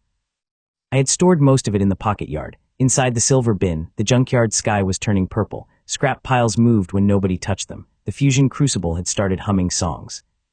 One recycling tower refused to process objects it considered boring. The bottomless can was gone, fused into the pocket yard, but its laughter sometimes echoed from inside empty containers. Riley said we needed a stabilizer.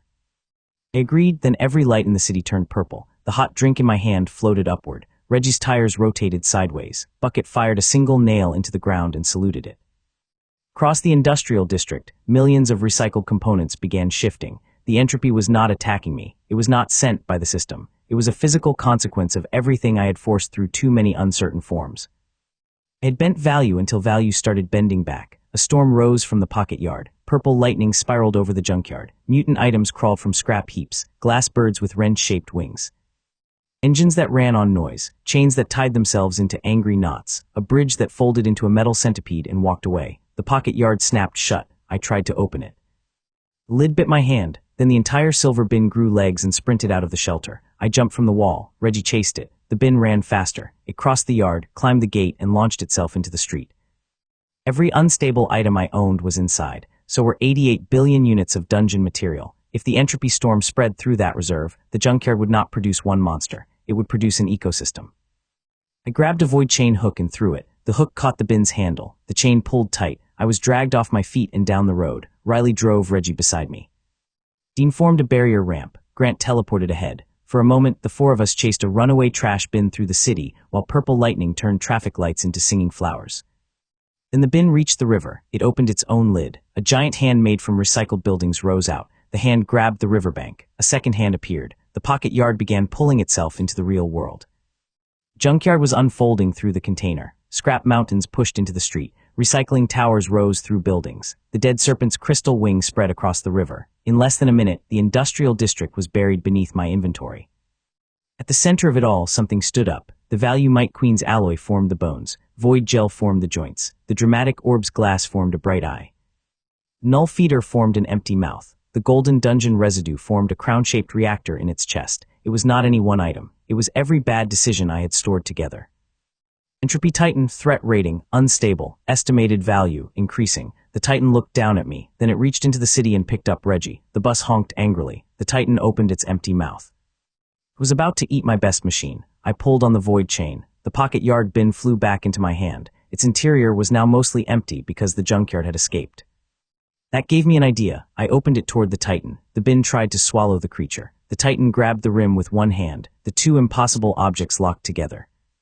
Purple lightning blasted across the river. Riley asked whether I had a plan. I told her I had the start of one. Grant asked what the end was. The Entropy Titan tore a recycling tower from the ground and swung it at us. I told him the end was currently under review. The Entropy Titan swung the recycling tower. Dean raised a barrier. The tower struck. The barrier shattered. The shockwave threw cars through windows 3 blocks away. Grant teleported behind the Titan's knee and cut through a bundle of void chain tendons. The legs separated for half a second. Then the loose chains tied themselves back together. Riley ordered Reggie to bite the Titan's fingers. The bus unfolded its front separators and chewed through one metal knuckle. The Titan dropped it. Reggie fell toward the river. I fired the pocket yard's void chain. The hook caught the rear axle. I swung the bus around me like a giant metal hammer. Reggie smashed into the Titan's face. The dramatic orb eye cracked. It loved the impact. The eye became brighter. The Titan grew taller. Attacking it made the performance mutation stronger. Damaging its components created more loose material for the Value Might alloy to consume. Using space tricks fed the void gel. Erasing parts strengthened the null feeder mouth. Every power inside the Titan covered another power's weakness. I had accidentally built a perfect team out of my mistakes. That meant I could not defeat it by separating the pieces. I needed to make the pieces disagree. I checked the mutant descriptions. Value Might alloy consumed what it perceived as valuable. Dramatic glass became more impressive when observed. Void chain connected spaces. Null residue erased structure. Golden dungeon material supplied energy. The Titan's strength depended on each component believing the others were worth supporting, so I changed the price. I crafted priceless garbage. A crooked bottle cap crown appeared in my hand. The Titan's Value Might bones turned toward it. I threw the crown into the river. The Titan lunged. Its body twisted. The dramatic orb eye wanted to stay where the city could see it. Value Might skeleton wanted the crown. The void chain joints tried to connect both locations. The Titan stretched between the river and downtown. I crafted a second crown behind it. The skeleton reversed direction. The eye remained facing the crowd. The Titan's neck wound around its own arm. I crafted 10 more crowns, then 100. I scattered them with drones across the industrial district. The Titan convulsed. Its Value Might bones tried to chase every lure at once. Void chains opened paths in dozens of directions. Arms came out of walls. Legs stepped through rooftops. The empty mouth appeared beneath the river. The Titan tied itself into a knot. That was the first step. For the second, I needed the eye. I sent Bucket onto the highest surviving tower. The turret wore a new saucepan cap Riley had made from golden dungeon metal. Bucket fired one signal flare. Every survivor in the district looked up. The dramatic orb eye rotated toward Bucket. I opened the pocket yard behind the turret. The eye stretched out of the Titan's head, desperate to remain at the center of attention. Grant teleported along the beam of light and cut the glass connection. The eye fell into the bin. I closed the lid. Without an audience-powered core, the Titan stopped growing. The Value Might bones still chased the crowns. Void chains still pulled in every direction. Now I activated field ownership. My infrastructure covered the industrial district. Recycling towers, conveyors, garage lines, scrap carriers, and defense platforms were all connected. The escaped junkyard counted as one enormous item I had built. The Titan was standing inside it. partial dismantling available. I did not target the Titan. I targeted the ground beneath every crown. Hundreds of platforms vanished. The lures dropped into sorting funnels. The value mite bones followed. Conveyors pulled the skeleton out of the Titan piece by piece. The void chains tried to hold it together. Riley reversed the conveyor motors. Dean placed barriers between links. Grant blinked across the district, severing only the chains under maximum tension. The Titan came apart. The null feeder mouth opened across the sky and began erasing the machinery. I opened the pocket yard beneath it. Impossible space met impossible emptiness again. The mouth collapsed into a material block. The golden reactor remained. It floated above the river, releasing waves of unstable energy. Everything else had been stripped away. I activated the boring loop around it. Inspection scopes formed in rings. They drew off tiny amounts of power. Dismantle multiplied the value. More scopes formed. The recursive ring became a glowing sphere around the reactor. Entropy climbed. 35%, 38, 42. I was using recursion to contain a creature created by recursion. That was not a long-term solution. The golden reactor cracked. Purple light leaked out. Riley shouted that the energy needed somewhere stable to go. I looked at Reggie. The anxious storm core had been stolen and dismantled inside the mall.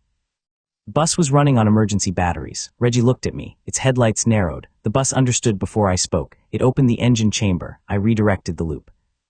Golden reactor's power poured through the inspection scopes, multiplied, stabilized, and entered Reggie. The bus shook. Its wheels lifted off the ground. Spring legs unfolded into wings. The front grille became a shining smile. New artificial core created. Reclamation heart. Value 12,600,000,000 units. Trait converts entropy into motion. Temperament recklessly optimistic. Reggie launched into the sky. The bus flew over Grayhaven, trailing purple fire.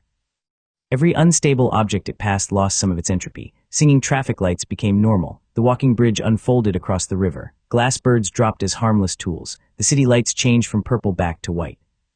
Reggie circled once, then crashed through the roof of Riley's garage. Riley watched the smoke rise. She said the landing needed work. The entropy titan was gone. The pocket yard opened again. Junkyard folded back inside, though several scrap mountains were now upside down, and one recycling tower insisted on being called a lighthouse. Entropy accumulation fell to 19.4%. We had survived. More important, we had discovered a method. The reclamation heart could convert entropy into kinetic energy. That meant every unstable material could become movement. I could clean recursive products by making something move very, very fast. Riley loved the idea. Dean hated the look in our eyes. Grant asked what we planned to move. I looked at the 88 billion units of dungeon material. Then I looked at the moon. Dean told me no, I had not even said anything. For the next week, Grayhaven rebuilt. I used field ownership to repair roads in blue flashes. Broken buildings became material, then returned as stronger structures. Collapsed bridges unfolded from the pocket yard. Water pipes crawled underground and connected themselves. Reggie flew supplies across the city, though it still preferred traveling through walls. My rank became public. S-rank garbage collector. People who had laughed at the class now brought me everything. Broken armor, damaged cores, ruined vehicles, monster shells. I processed it all. The safe loops expanded the reserve. The reclamation heart cleaned the entropy. My machines became faster, stranger, and more reliable. Bucket commanded 3,000 turrets. Riley built personalities into transport vehicles, cranes, and repair drones. Dean established secure holding sites for dangerous attackers and mutant items. Grant trained until he could teleport through a moving void gate without losing his shoes. He lost his shoes twice. Sable remained missing. That worried Dean. It did not worry Grant. He believed she had fled the city. I knew better. Sable did not want safety. She wanted control. People like her never left while something valuable remained. She had seen the dungeon heart. She had seen the pocket yard. She had seen me turn an entire mall into inventory. The next time she attacked, she would not bring chains and followers. She would bring a plan. I respected that enough to prepare a better one. I started leaving false weaknesses around the city. A recycling convoy with light guards, a public workshop with a fake core vault, a prototype entropy cleaner that appeared unfinished, a map showing an unprotected route into the pocket yard. None of it was real. Every lure contained tracking dust, recording lenses, non-lethal restraint foam, and a direct void chain link to Dean's secure holding site. Grant asked whether I was trying to catch Sable or decorate the city with traps. I told him both could be true. For 3 nights, nothing happened. On the 4th, the fake core vault vanished. No alarm, no broken lock. The entire building disappeared from field ownership. That should have been impossible. Then a message arrived through one of my inspection lenses. Sable stood inside a cavern beneath Grayhaven. Behind her was a machine shaped like a black furnace. It was eating the fake vault. Sable smiled into the lens. She had found something older than the city. An underground monster forge that converted stolen items into living creatures. She had fed it my entropy cleaner. The forge had learned the taste of recursive material. Now it was digging upward. The ground shook. Across Grayhaven, manholes launched into the sky. Black metal roots burst through the roads. The ancient forge was growing beneath us, consuming pipes, foundations, trains, and buried dungeon crystal. Sable had not stolen my power. She had fed my bait to a monster. That was clever. Unfortunately for her, it was still my bait, and everything I crafted came with a recycling path. The ancient forge grew through Grayhaven like a black metal tree. Its roots swallowed subway rails. Its branches punched through streets. Every object they touched melted into dark liquid and flowed underground. The forge was doing what I did, dismantling, crafting, rebuilding. The difference was that it created monsters. A fire hydrant vanished into one root. Seconds later, a red creature with 4 hose necks crawled from another. A delivery truck melted. A beetle made from tires and engine blocks burst through the pavement. A row of street lamps became a pack of thin metal giants with glowing heads. The forge did not copy people or moves. It took objects, guessed what they were for, and built the worst possible interpretation. That made it dangerous. It also made it predictable. I knew exactly how bad crafting recipes behaved. Dean organized defenses around the shelters. Riley launched repair drones to keep buildings from collapsing. Grant wanted to follow me underground. I told him he was coming because I needed someone fast enough to kick me out of the way when my plan exploded. He asked whether it would explode. Reggie flew past overhead and crashed through a billboard. I said probably. We entered through an old subway station. Black roots covered the walls. Ticket machines had become mouths. Turnstiles spun like saws. I opened the pocket yard and released 20 recycling crawlers. They were low, 6-legged machines with separator jaws. The crawlers ate the roots ate the crawlers. For every machine I lost, the forge gained material. For every root I dismantled, I gained forge alloy. We raced each other down the tunnel. The black metal adapted. It grew armor against the crawlers. I changed the crawlers' teeth from steel to ceramic. Roots became flexible. I changed to freezing chemical washers. The roots generated heat. I switched to high-pressure sound. The roots grew soft padding. Riley watched the adaptation through drone cameras. She said the forge learned fast. I said it learned one answer at a time. I had thousands of questions. I sent every crawler a different tool. Some cut, some froze, some pulled, some polished. One covered the roots in cooking oil. Another played loud music. The forge could not adapt to all of them without contradicting itself. Armor made it vulnerable to vibration. Heat made it vulnerable to cooling. Softness made it vulnerable to tearing. Roots changed so quickly that their layers separated. I activated Dismantle. The entire tunnel peeled open. Recovered material, adaptive forge alloy. Value 420 million units. Entropy response, aggressive. I crafted one small gear from the alloy. Gear grew teeth and bit my glove. I dismantled it. The recovered alloy tried to bite from inside my inventory. I moved it into a sealed pocket yard zone. The zone started chewing on the label. Grant asked whether I planned to build with it. I said absolutely not. Then I built with it. I crafted a key, not a door key, a recipe key. The adaptive alloy had learned from every tool I used against it. By crafting it into one object, I created a piece that carried all those responses. The key constantly changed shape. Blade, hook, screw, drill, spoon. It became a spoon for no reason. Riley called it indecisive. I called it perfect. We followed the roots deeper. The subway tunnel opened into a cavern filled with old underground structures. Concrete foundations hung from the ceiling. Buried cars floated in black liquid. At the center, the forge rose like a mountain-sized furnace. Its front had 9 openings. Each opening produced monsters. A snake made from train cars, a flock of drill bit insects, a giant hand made from apartment balconies. Sable stood on a platform above the furnace, wrapped in new chains formed from forge alloy. Her class had fused with the machine. Every chain ended in a crafting jaw. She pulled ruined objects from the black liquid, fed them into the furnace, and directed the output toward the city. She had turned herself into the forge's operator. Dean's recording lenses followed us through void gates. Everything Sable did was being saved. I wanted her defeated. Dean wanted her alive and held somewhere she could not escape. Both goals worked together. Sable sent the train snake first. It filled the tunnel from wall to wall, metal jaws opening at the front. Grant teleported onto its roof. The snake grew spikes. He jumped. The spikes became cables and followed him. He blinked again. The cables predicted his path. The forge had studied his fighting through Sable's chains. Grant smiled. He teleported backward into the snake's mouth. That move was so stupid the forge had not predicted it. He appeared through the side of the head and cut the control rail from inside. The snake crashed. I opened the pocket yard. A recycling platform unfolded over the body. Train cars entered one end. Turret wagons came out the other. The new machines rolled back toward the forge, firing separator hooks. Sable's chains grabbed them. The adaptive jaws learned the design and tore them apart. I sent more. She destroyed those too. Each time she believed she was learning my construction. She was. She was also touching my material. Field ownership spread through every turret wagon she grabbed. A blue map formed in my vision. One wagon connected to one chain. That chain connected to Sable. Sable connected to the forge. The entire ancient machine slowly became part of an area containing my infrastructure. Not enough for full control. Enough for partial modification. I waited. Sable released the drill insects. Riley sent drones. The sky of the cavern filled with spinning metal. Drones exploded. Drills shattered. Pieces rained into the black liquid. Reggie dove through the storm, wings trailing purple flame. The bus swallowed a swarm through its front separators and fired clean metal out the exhaust. The forge built a flying mouth large enough to eat Reggie. The bus turned sideways. The mouth missed. Then Reggie turned roads optional again and drove along the cavern wall. It hit Sable's platform from below. She caught herself with chains. Grant appeared above her. She sent 6 jaws toward him. He blinked through 5. The 6th caught his ankle. The chain adapted to his rift energy and locked him in place. Sable pulled him toward the furnace. Grant cut at the jaw. Grew stronger. I fired the shape-changing key. The adaptive alloy key flew through a void gate and entered the jaw's mechanism. The jaw tried to adapt. The key adapted first.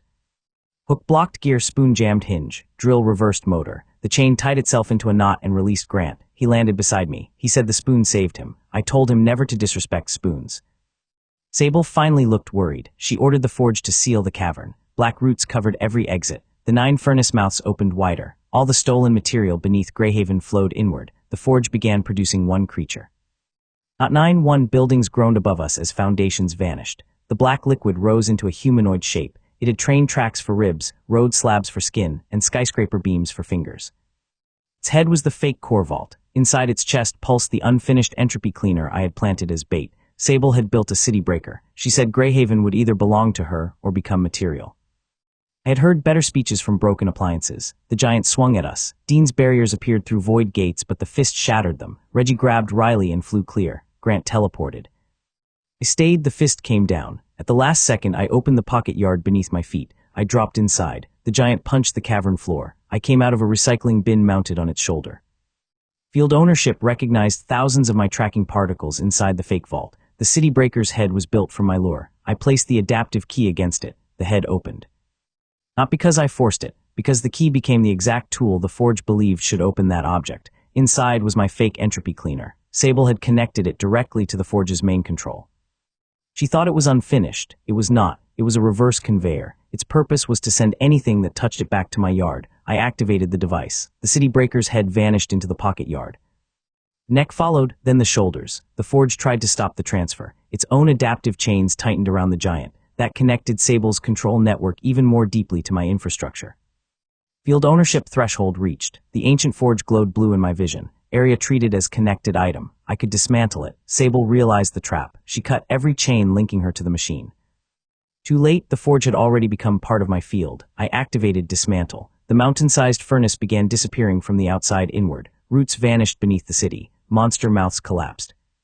Black liquid separated into metal, core residue, stone, and biological fiber. The forge roared through 9 openings. Sable used her remaining chains to pull the central reactor free. A black cube rose from the furnace. She wrapped it in adaptive alloy and leaped toward an escape tunnel. Grant moved to stop her. I told him not to. He stared at me. I let Sable run. She had cut herself away from the forge, but she still carried the central reactor. The reactor still contained my tracking particles. The escape tunnel she chose led upward into the fake unprotected route I had placed on the map. Sable believed she had found the one path I had failed to guard. She reached the end and broke through a steel door. Dean stood on the other side with 30 restraint barriers already active. The room behind him had no drains, shadows, loose metal, or connected walls. It was a smooth ceramic holding chamber Riley and I had built specifically for Sable. She tried to turn back. The tunnel entrance folded shut. Her chains attacked Dean. The restraint barriers tightened. She released the reactor. I dismantled it through the tracking link. Her last power source vanished. Sable fell to one knee. Dean locked the chamber. This time there was nowhere to drill. No chain path to follow. No valuable item to steal. Only smooth walls and a live recording of every monster she had unleashed against the city. Sable had attacked me because she thought my traps were fake weaknesses. She was right about half of that. They were fake. They were never weak. Back in the cavern, the ancient forge finished collapsing into material blocks. Recovered value, 240 billion units. Class level increased to 93. Class rating remained S. Special evolution condition discovered. To reach SSS rank, create a closed reclamation cycle capable of restoring more value than it consumes while reducing entropy to 0. That was the true peak of my class. Not endless multiplication, perfect recycling, a loop with no waste and no instability. I had just dismantled an ancient forge that adapted to every tool. I had an artificial heart that converted entropy into motion. I had a pocket yard that folded space, and I had a shape-changing key that refused to stay a key. For the first time, SSS rank did not look impossible. Looked like a recipe. Reaching S rank had taken broken bottles, monster cores, a dungeon, an ancient forge, and several mistakes large enough to appear on city maps. Reaching SSS rank required one thing. Perfect loop: restore more value than I consumed, reduce entropy to 0, no hidden waste, no unstable leftovers, no mutant item crawling out of a drawer at midnight. It sounded simple. That was suspicious. Riley and I built the first test loop in the pocket yard. Input: 1 ton of refined steel. Stage 1, craft precision gears. Stage 2, assemble timing mechanisms. Stage 3, convert motion through the reclamation heart. Stage 4, dismantle the mechanisms. Expected output: 1.21 tons of clean steel. The loop began. Gears spun. Timing assemblies clicked. Reggie ran on a giant treadmill, converting entropy into motion. The recovered steel entered a stabilizing press. Output: 1.21 tons. Entropy 0.03%. Failed. The remaining uncertainty was tiny. Tiny did not count as 0. We tried again. Ceramic bearings. Void chain isolation. Forge alloy adaptive controls. Output: 1.24 tons. Entropy 0.01%. Failed. We tried a third time. The shape-changing key became a wrench, then a gauge, then a spoon. Output: 1.3 tons. Entropy 0.01%. Still failed. Grant watched from behind 3 barriers. After the value mites, the dramatic orb, the entropy titan, and Reggie's landing habits, he had developed good laboratory instincts. He asked why 0 mattered. I told him a closed loop could run forever. Every cycle would create more clean material and enough energy to power the next cycle. No fuel, no waste, no entropy. A machine like that could rebuild cities faster than monsters destroyed them. Could also multiply a bottle into a battleship without creating a metal insect civilization. Grant said the insects had added personality. Bucket rotated toward him. He corrected himself. The remaining entropy came from information. Every time I dismantled an item, the system decided what the parts were worth. Every time I crafted, it decided what the new item meant. Those decisions introduced uncertainty. The materials were clean. Labels were not. Riley said we needed a reference object whose purpose never changed. Steel could become a sword, a bridge, or a spoon. Glass could become a lens, a window, or a dramatic attention monster. Monster cores could become almost anything. We needed a material with one meaning. Dean suggested stone. We tested stone. The loop produced a rock that believed it was a chair. Grant sat on it. Rock became offended. We dismantled it. For 2 days we tested everything. Water, bone, rubber, wood, core crystal, void gel, the golden dungeon residue. Every material carried multiple possible uses. Every use created uncertainty. Lowest entropy we reached was 0.0004%. Still not 0. Then Reggie flew beyond the city's rebuilt northern wall. Its reclamation heart sensed a massive source of entropy in the sky. Bus sent an image through its camera. At first I thought I was looking at a storm cloud. Then the cloud opened an eye. A dark object hung above the horizon, descending from the upper atmosphere. It was shaped like a broken moon. Mountains of metal, stone, dead monster shells, ruined structures, and frozen black liquid rotated around a glowing center. Smaller objects fell from it like rain. Each one became a monster before reaching the ground. The system identified it. Iron Eclipse, threat rating, SSS, a wandering world beast formed from the remains of destroyed zones. Estimated impact with Grayhaven, 72 hours. It was not coming for me. It had crossed 3 ruined regions before we ever saw it. Grayhaven simply happened to be next. That was enough. The city had survived the first apocalypse night, the mall overflow, the entropy titan, and Sable's forge. Broken Moon was not allowed to end the streak. Dean asked whether evacuation was possible. The Iron Eclipse was hundreds of miles wide. Its impact zone covered everything we could reach. Riley asked whether we could redirect it. The reclamation heart converted entropy into motion. The Iron Eclipse contained more entropy than anything I had ever seen. In theory, we could turn its instability into enough force to change its path. In practice, we would need to connect a city-sized engine to a world beast falling from space. Grant looked at me. He said that sounded like my kind of problem. I opened the pocket yard. Junkyard sky was clear again. Recycling towers stood in perfect rows. Reggie landed beside us, breaking only one wall. I looked at every resource we had collected. 240 billion units from the forge. 88 billion from the mall. Monster materials. Void chain. Adaptive alloy. Golden core residue. Thousands of artificial cores. Millions of tons of ordinary city scrap. It was enough to build something impossible. Probably I activated field ownership across Grayhaven. Every repaired road lit blue in my vision. Every recycling tower. Every shelter wall, every water pipe, every turret, every machine. The city had been rebuilt with my materials.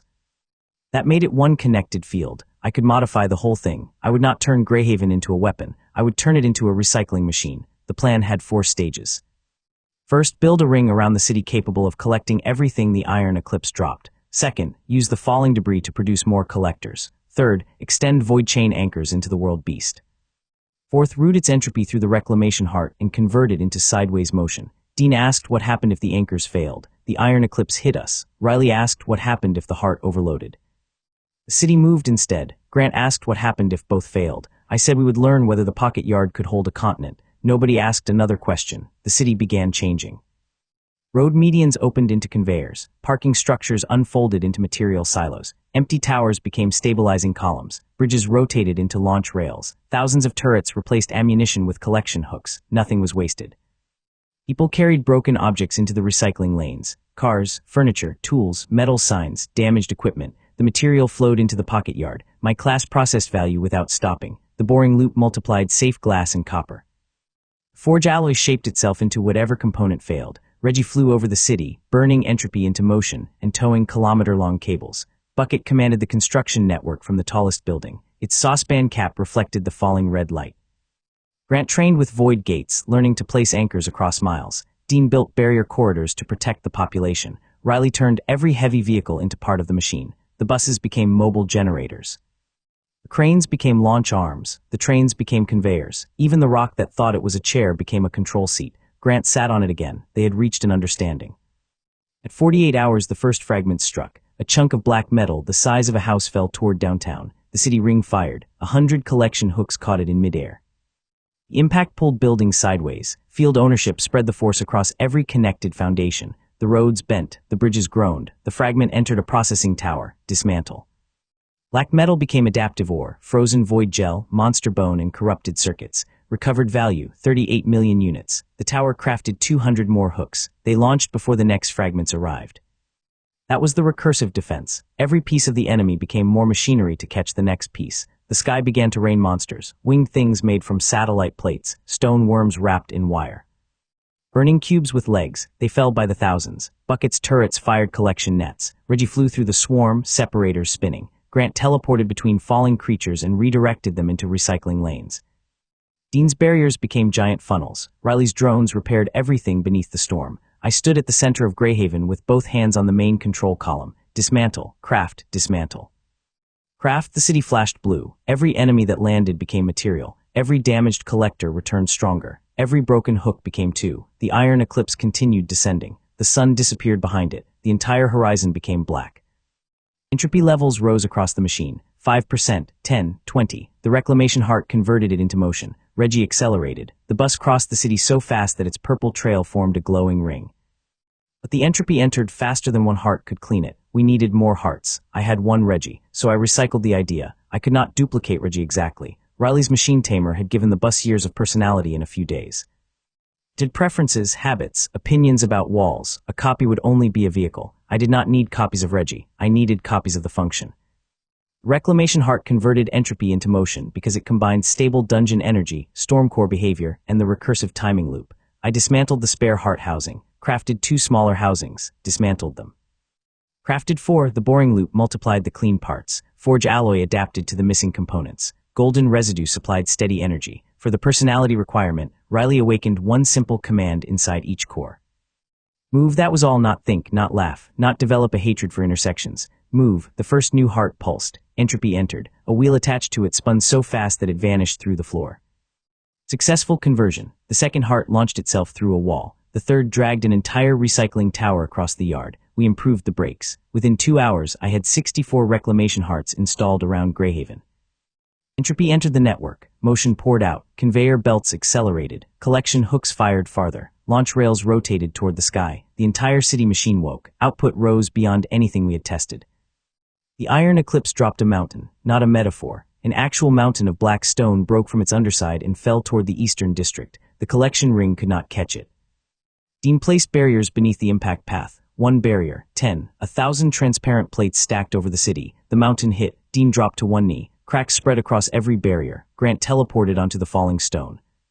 He planted void chain anchors while sliding down the surface. Riley sent Reggie beneath it. The bus's reclamation heart pushed upward with converted motion. Still not enough. I activated field ownership. Falling Mountain contained hundreds of hooks, anchors, and tracking particles. Enough infrastructure. Partial modification available. I crafted hollow spaces inside the stone, not tunnels, empty shapes. The mountain lost mass without losing outer size.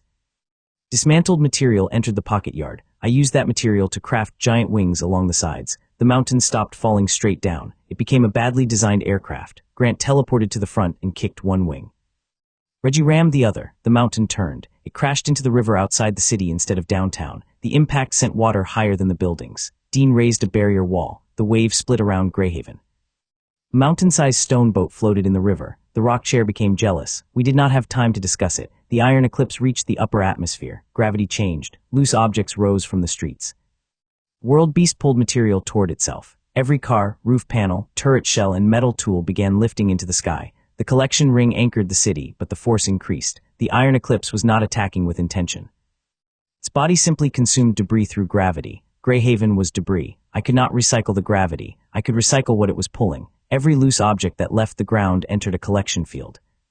Dismantle, raw materials moved into underground silos. Nothing remained for the beast to take. Then the iron eclipse pulled on the buildings. Field ownership connected them. I dismantled the upper floors before they tore away. Crafted the material into foundation anchors. The city became shorter and heavier. The world beast pulled harder. I converted decorative stone into dense composite. Glass towers became low domes. Empty stadiums became underground supports.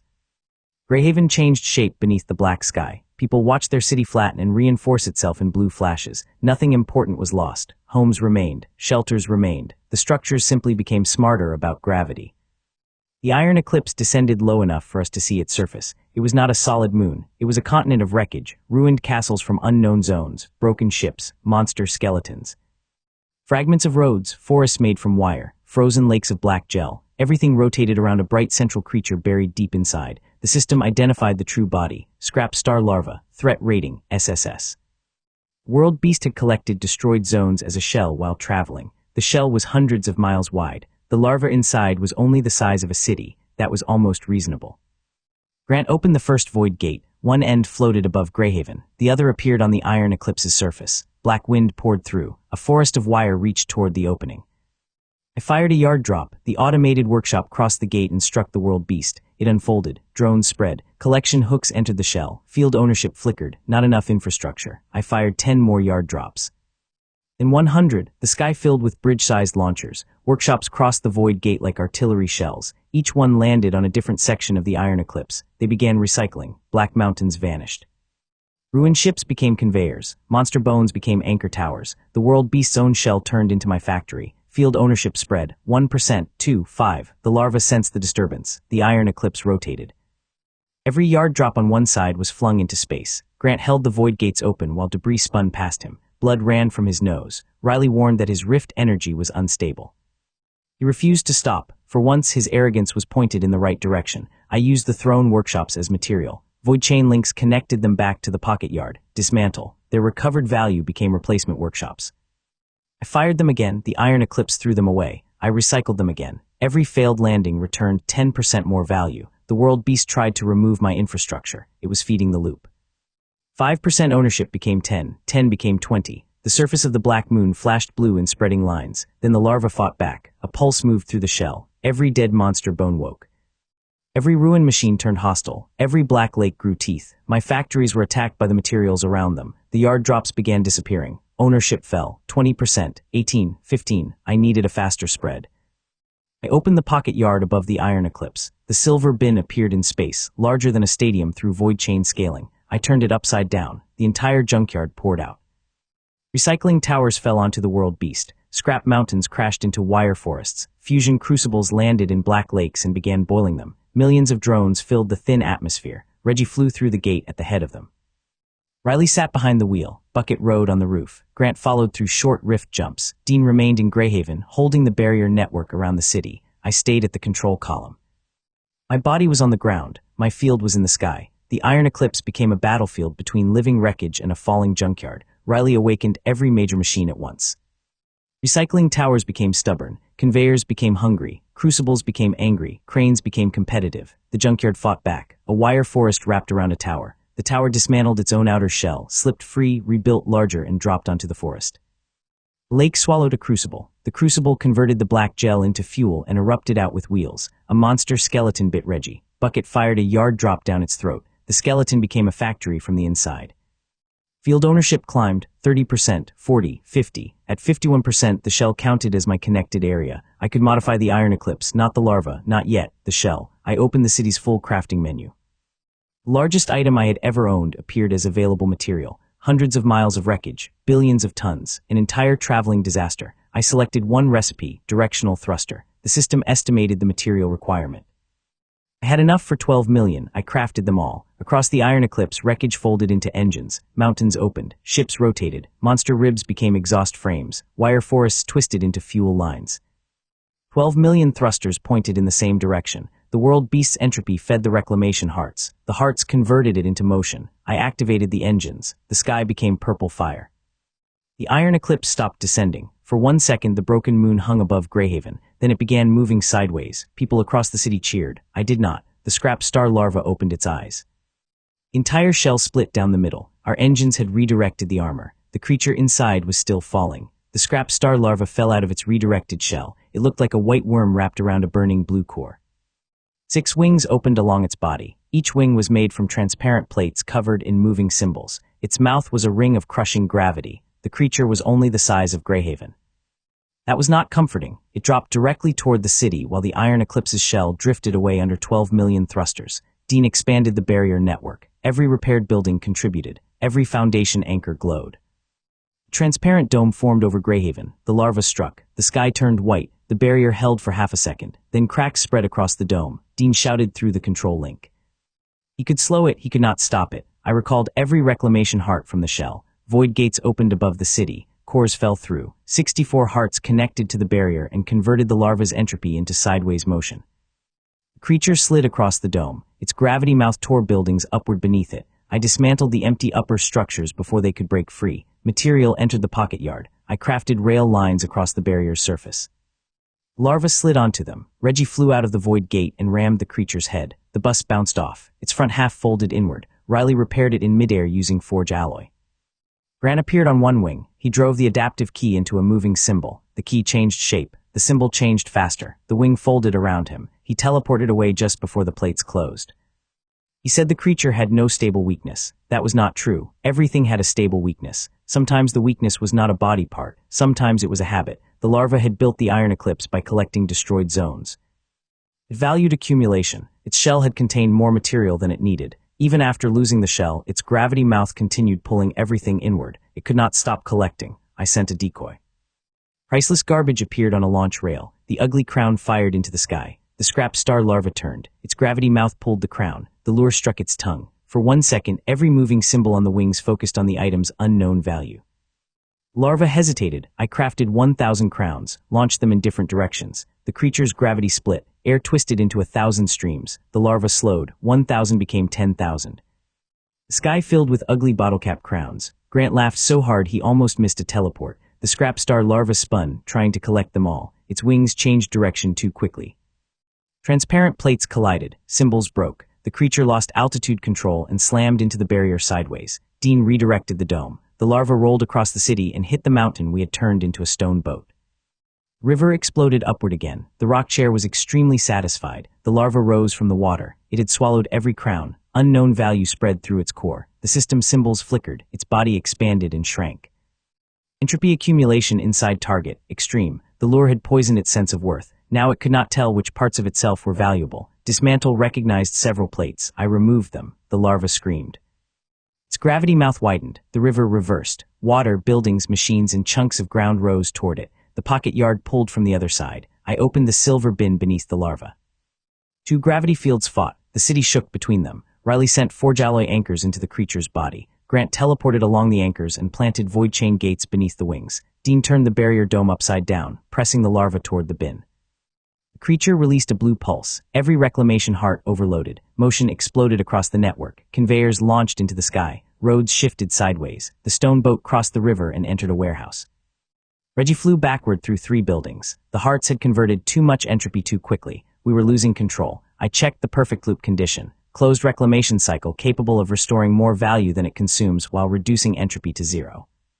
We had value multiplication. We had entropy conversion. What we did not have was closure. The motion left the system. Wheels spun. Buses flew. Cities shook. Kinetic energy escaped as heat, impact, and destruction.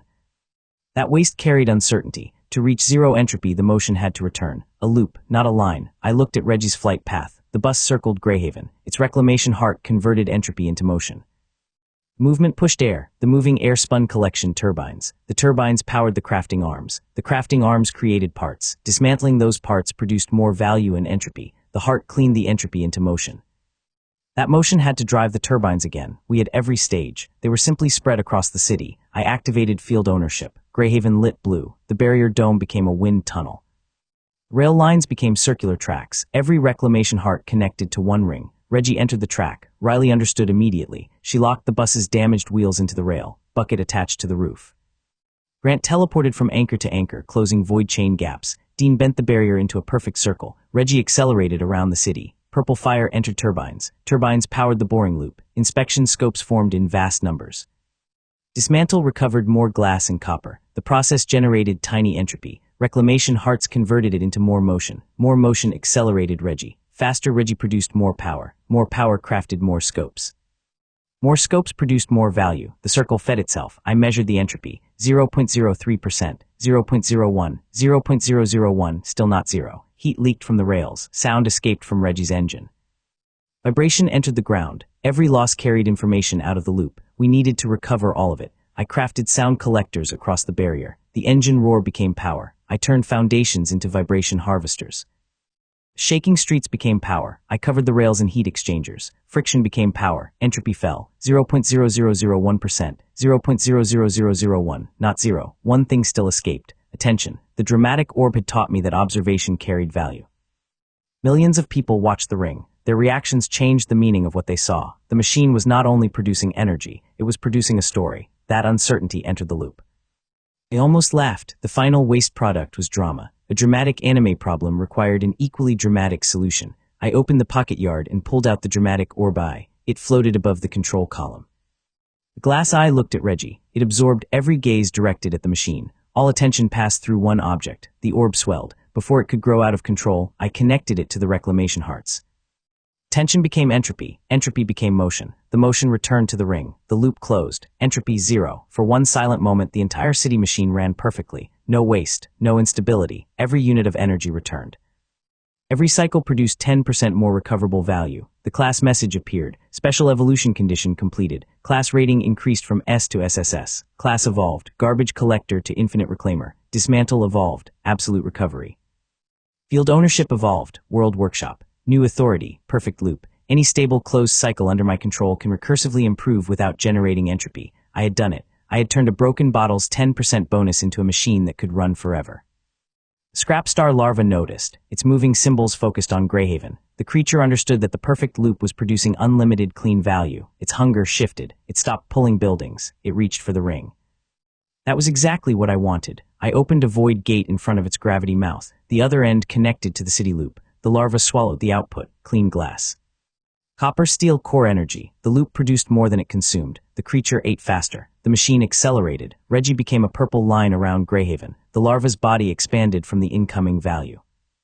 Its damaged wings healed. Grant shouted that we were feeding it. I told him yes. A collector could not resist valuable material. I understood that habit better than anyone. I increased the output. 1 billion units, 10 billion, 100 billion. The larva swallowed everything. Its body grew beyond the river. Its core brightened. The moving symbols spread across its skin. It began rebuilding a new shell. Riley asked when I planned to stop. I said after it made itself useful. Absolute recovery showed me the creature's internal crafting path. The scrap star larva did not digest material. It organized value into layers around its core. Every layer had a defined purpose. Armor, gravity, flight, storage, growth. By feeding it clean recursive output, I forced it to build those layers in the most stable form possible. No entropy, no uncertainty. Its entire body became a crafted item. My crafted item. Field ownership spread through the material it swallowed. 10%, 30, 60, 100. Target recognized as product of controlled cycle. Absolute recovery available. The larva realized the trap. It closed its mouth. Too late. I dismantled it. The city-sized creature vanished in a blue flash. No explosion. No falling corpse. No dramatic final scream. One moment it covered the river, the next the sky was clear. Material blocks filled the pocket yard, scrap star crystal, gravity organ, world beast fiber, transparent symbol plates, perfect core, recovered value 4,600,000,000,000 units. Recyclers return applied, total recovered value 5,060,000,000,000 units. The iron eclipse shell still drifted toward the ocean under 12 million thrusters. I connected it to World Workshop. Shell counted as infrastructure. Absolute recovery reached across the sky. The broken moon dismantled. Mountains, ships, forests, monster bones, and ruined zone fragments became clean materials. I did not pull them all into Grayhaven. That would have buried the city. I crafted them where they were. The wreckage folded into a fleet of giant collection platforms. Thousands of circular machines opened solar sails. Others became flying foundries. Others became habitat domes, cargo carriers, and defense stations. The iron eclipse stopped being a disaster. It became an orbital recycling network. No entropy, no falling debris, no wandering world beast. The sun returned.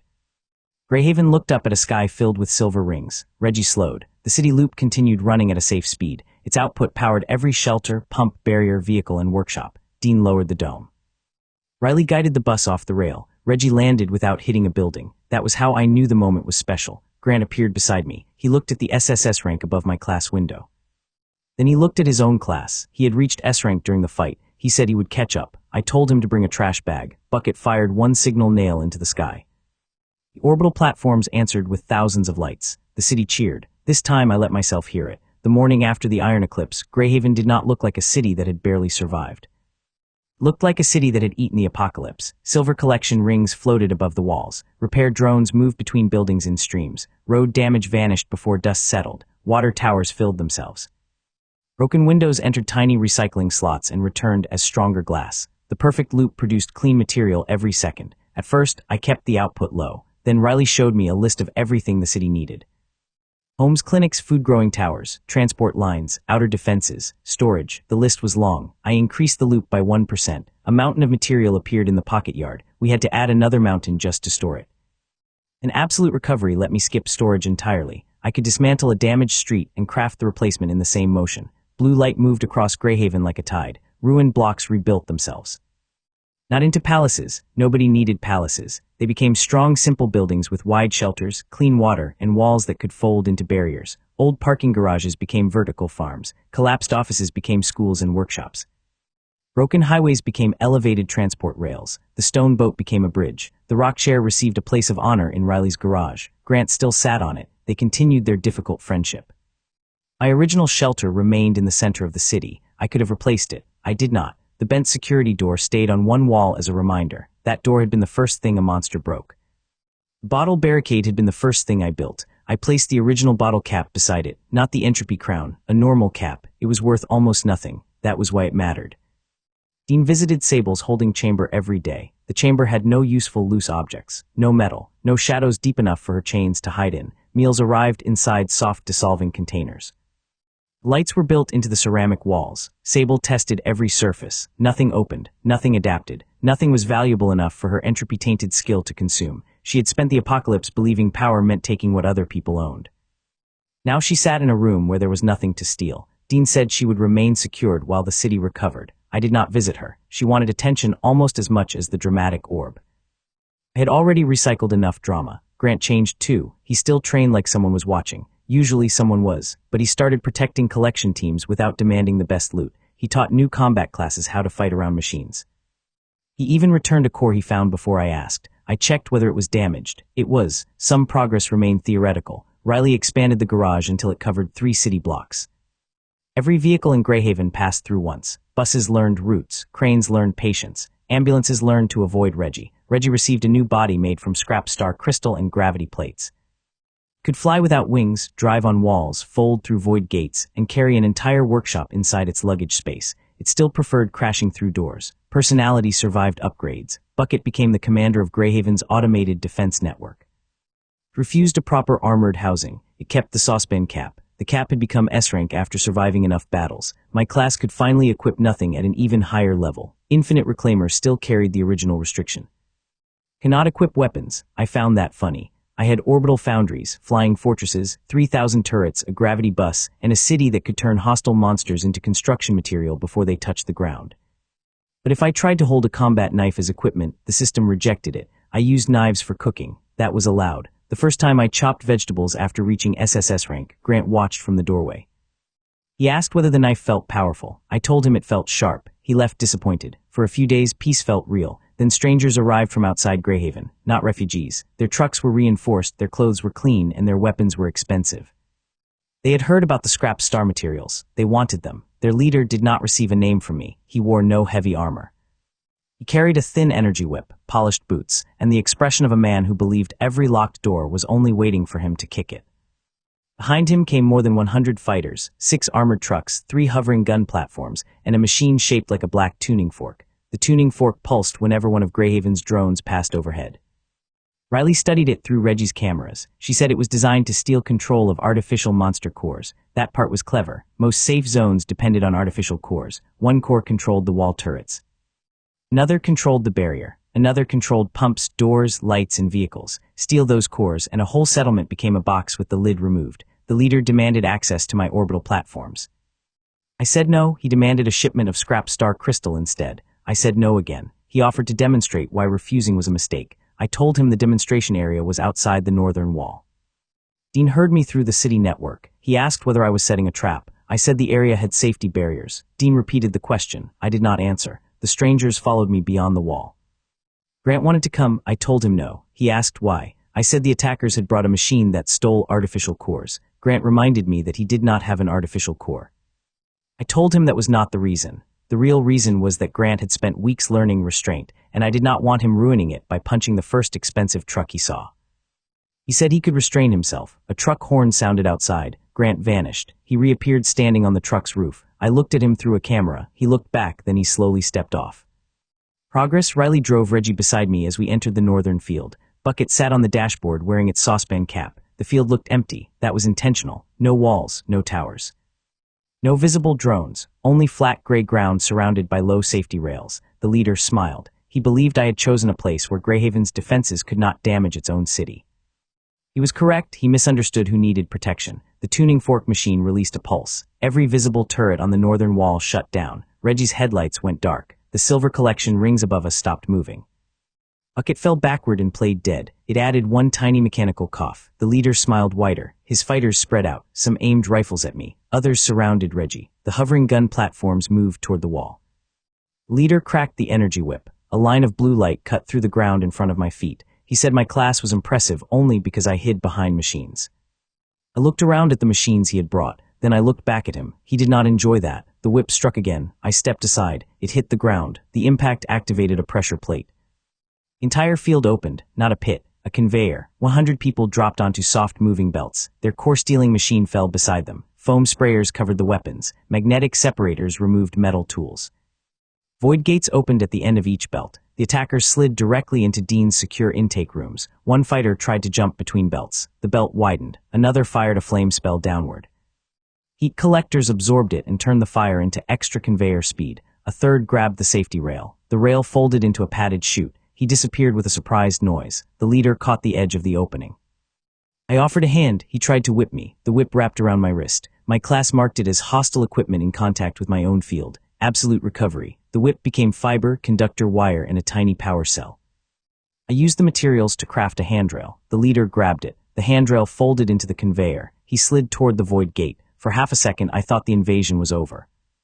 Then his body split open like a paper lantern. The person on the belt was empty, a disposable shell. The shell flattened, passed through the void gate, and landed in Dean's intake room without its owner. Dean sent one message. I assume that was the easy part. The 6 armored trucks unfolded. Their cargo boxes opened into segmented legs. Cabins rotated. Wheels moved upward and became grinding joints. The convoy assembled itself into one enormous mechanical centipede. Its body stretched across the northern field. The black tuning fork locked into its head. The real leader stood inside a clear control chamber between the metal jaws. He had never left the truck. The version that spoke to me had been another shell. I respected the trick. I also noticed he had driven every vehicle onto my field before revealing it. That part was less clever. The centipede released a second core-stealing pulse. The visible turrets remained dead. The collection rings remained still. Reggie remained dark. Bucket remained on its back. The leader announced that he had disabled my entire network. He ordered me to open the city. I told him the gates were already open. Behind him, the northern gate lifted. He turned toward it. Nothing waited on the other side. No guards. No barricades, just one clean road leading into Grayhaven. That should have made him suspicious. Instead, he laughed. Evil people made excellent customers because they always chose the product labeled obvious trap. Centipede rushed through the gate. Its metal legs tore deep marks across the road. The hovering gun platforms followed. The remaining fighters who had avoided the first conveyor climbed onto the machine's back. I walked after them. Riley drove Reggie beside me with the headlights still off. Grant appeared on a rooftop. I pointed at him. He sat down. His face suggested that restraint was painful. Centipede entered the first city block. Empty buildings surrounded it. The streets were silent. The leader drove faster. He had studied old images of Grayhaven. He believed the orbital control center stood near the middle of the city. It did, the original one. I had converted it into a bakery 3 days earlier. The important controls lived inside the perfect loop. The perfect loop did not have a building. It was the rails under the city, the orbital platforms above it, the vibration harvesters in the foundations, the sound collectors in the walls, and the motion of every connected machine. There was no single core. There was no command chair. There was nothing his tuning fork could steal. The whole network shared one closed flow. Still, I wanted to know what else he had prepared, so I let him believe the pulse worked. Centipede crashed through the bakery. Bread launched through the air. A loaf landed on the clear control chamber. The leader stared at it. Riley asked whether I wanted the bread recovered. I said later. The Centipede's scanners found the false control chamber beneath the floor. That chamber contained 12 artificial cores, all fake. Each core pulsed with enough power to look important. Leader lowered the tuning fork. Black energy wrapped around the 12 cores. He ripped them out of the floor. The cores flew into sockets along the Centipede's body. Its legs thickened. Armor grew across its sides. Energy cannons opened between the segments. The leader announced that my own power now belonged to him. I agreed. Technically, the power belonged to the loaves of bread. Fake cores had been baked from flour, mana salt, and a thin layer of monster crystal. Riley had called them coreessence. I had refused the name. Then she wrote it on every storage box. Centipede fired its first cannon. A beam of black light crossed the street and struck a collection tower. The tower exploded into silver pieces. The leader fired again. Another tower vanished. He kept shooting. Buildings collapsed. Roads split. Drones fell from the air. Every object he destroyed was a display model built from low-value material. Every impact entered the city's harvesters. Heat became power. Sound became power. Vibration became power. The attacks charged the perfect loop. The leader believed he was dismantling my defenses. He was turning the city's lights on. The third cannon blast woke Reggie. One headlight opened, then the other. Purple lines spread across the bus. The core-stealing pulse struck Reggie again. Nothing happened. The leader looked confused. Reggie honked. The sound collectors absorbed the horn.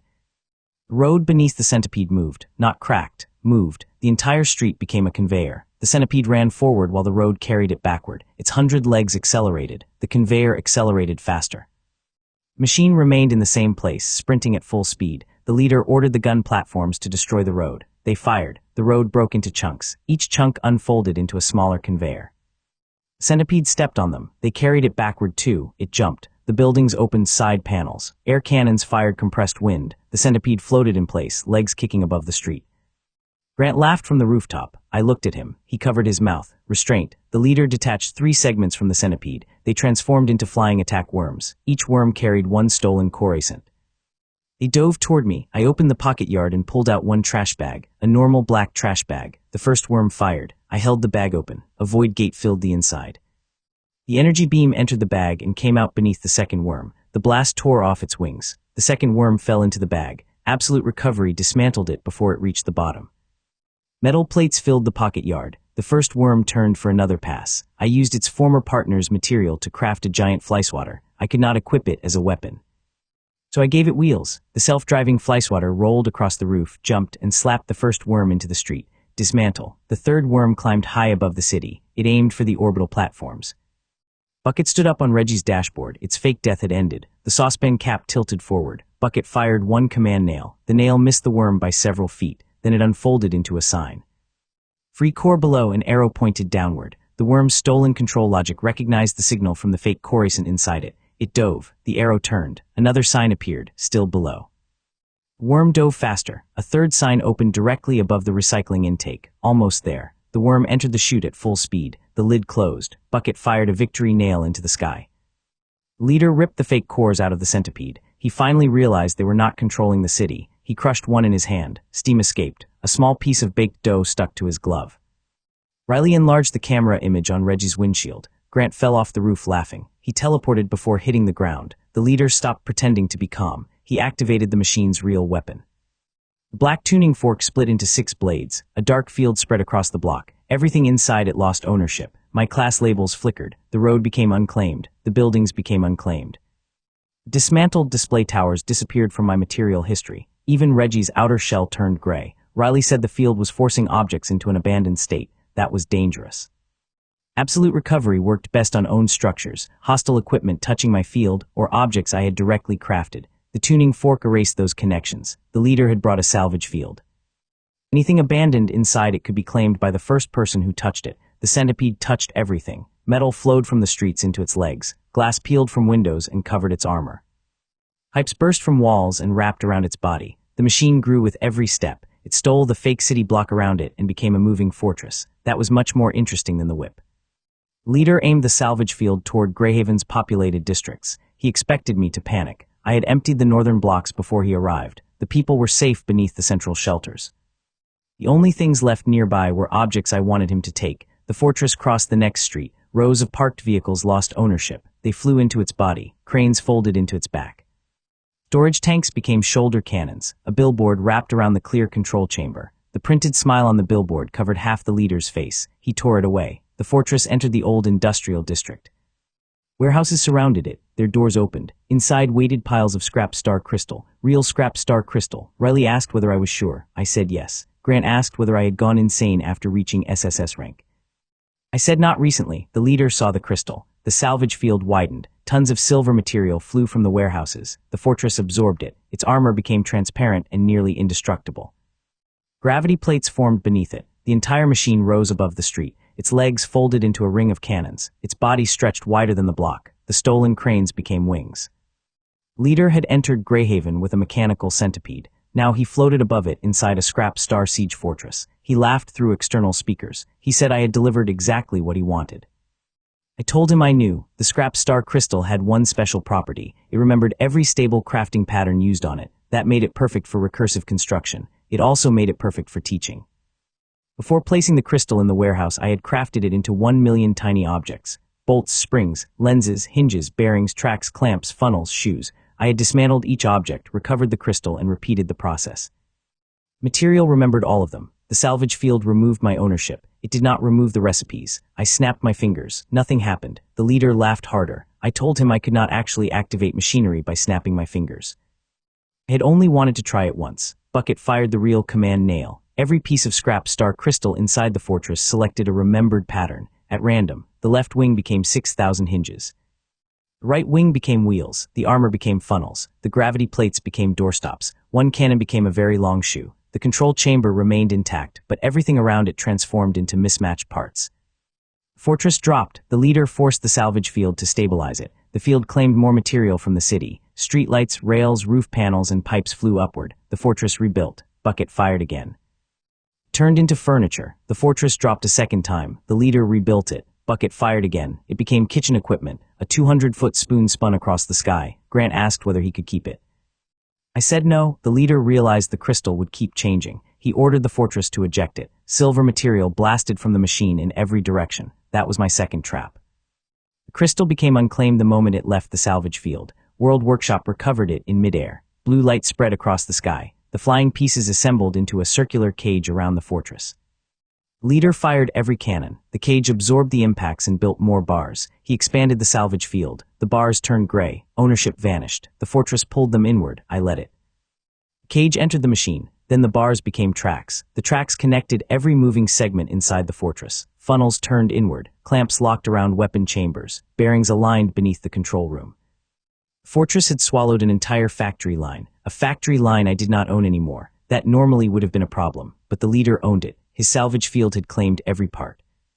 That meant his fortress counted as one crafted item under his control, and hostile equipment under another person's control could still be dismantled if it directly attacked my own field. I needed him to attack one more time.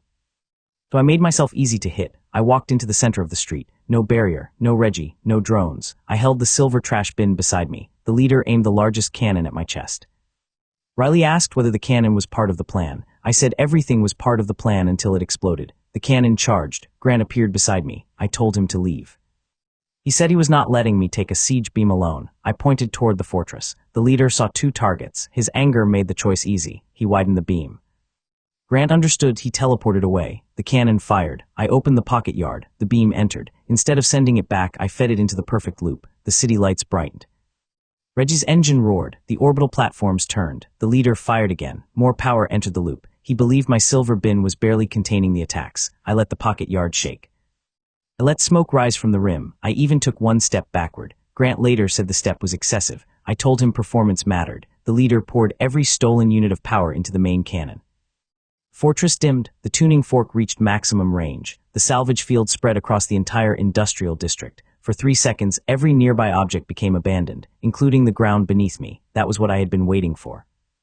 The ground was part of the city loop. The salvage field tried to claim it. The perfect loop could not be separated into pieces. It had no individual core and no isolated owner connection. It was one stable cycle. The tuning fork pulled on the road, the rails, the vibration harvesters, the orbital signals, Reggie's engine, the sound collectors, and the return current at the same time. Fortress tried to claim an object that wrapped around the whole city and continued into the sky. It was like trying to steal a river by grabbing one wet stone. The perfect loop flowed through the salvage field. Ownership did not vanish. It reversed direction. The field marked the fortress as the abandoned object. Every piece of stolen material inside it turned blue. The leader looked down at his control panel.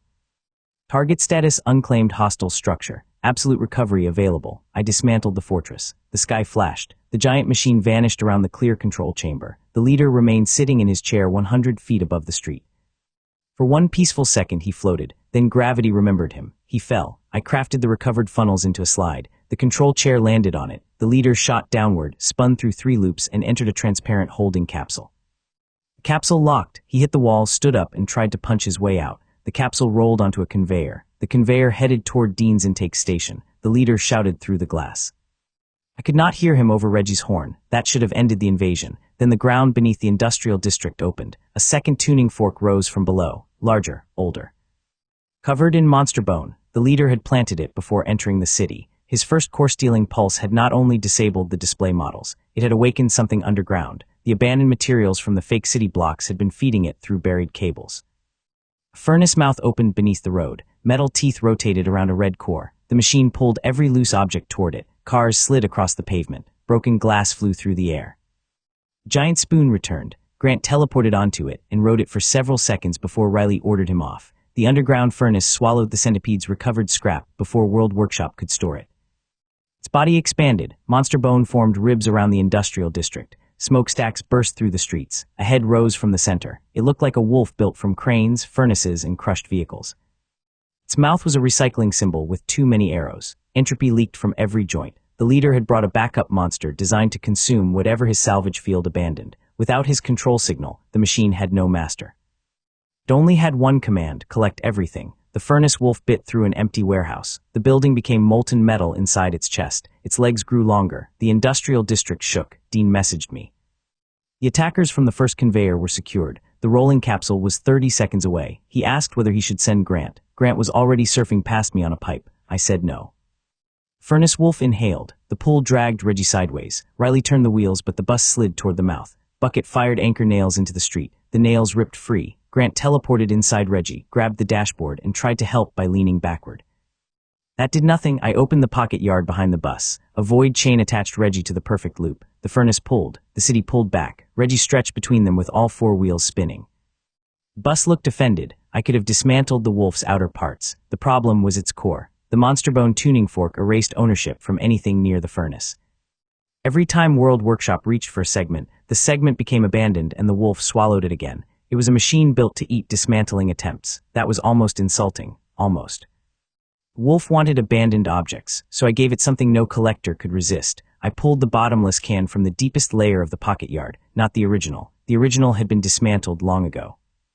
This was a safe replica built from its recovered recipe. Safe was a flexible word. The can was silver, dented, and empty. The furnace wolf stopped pulling Reggie. Its red eyes focused on the can.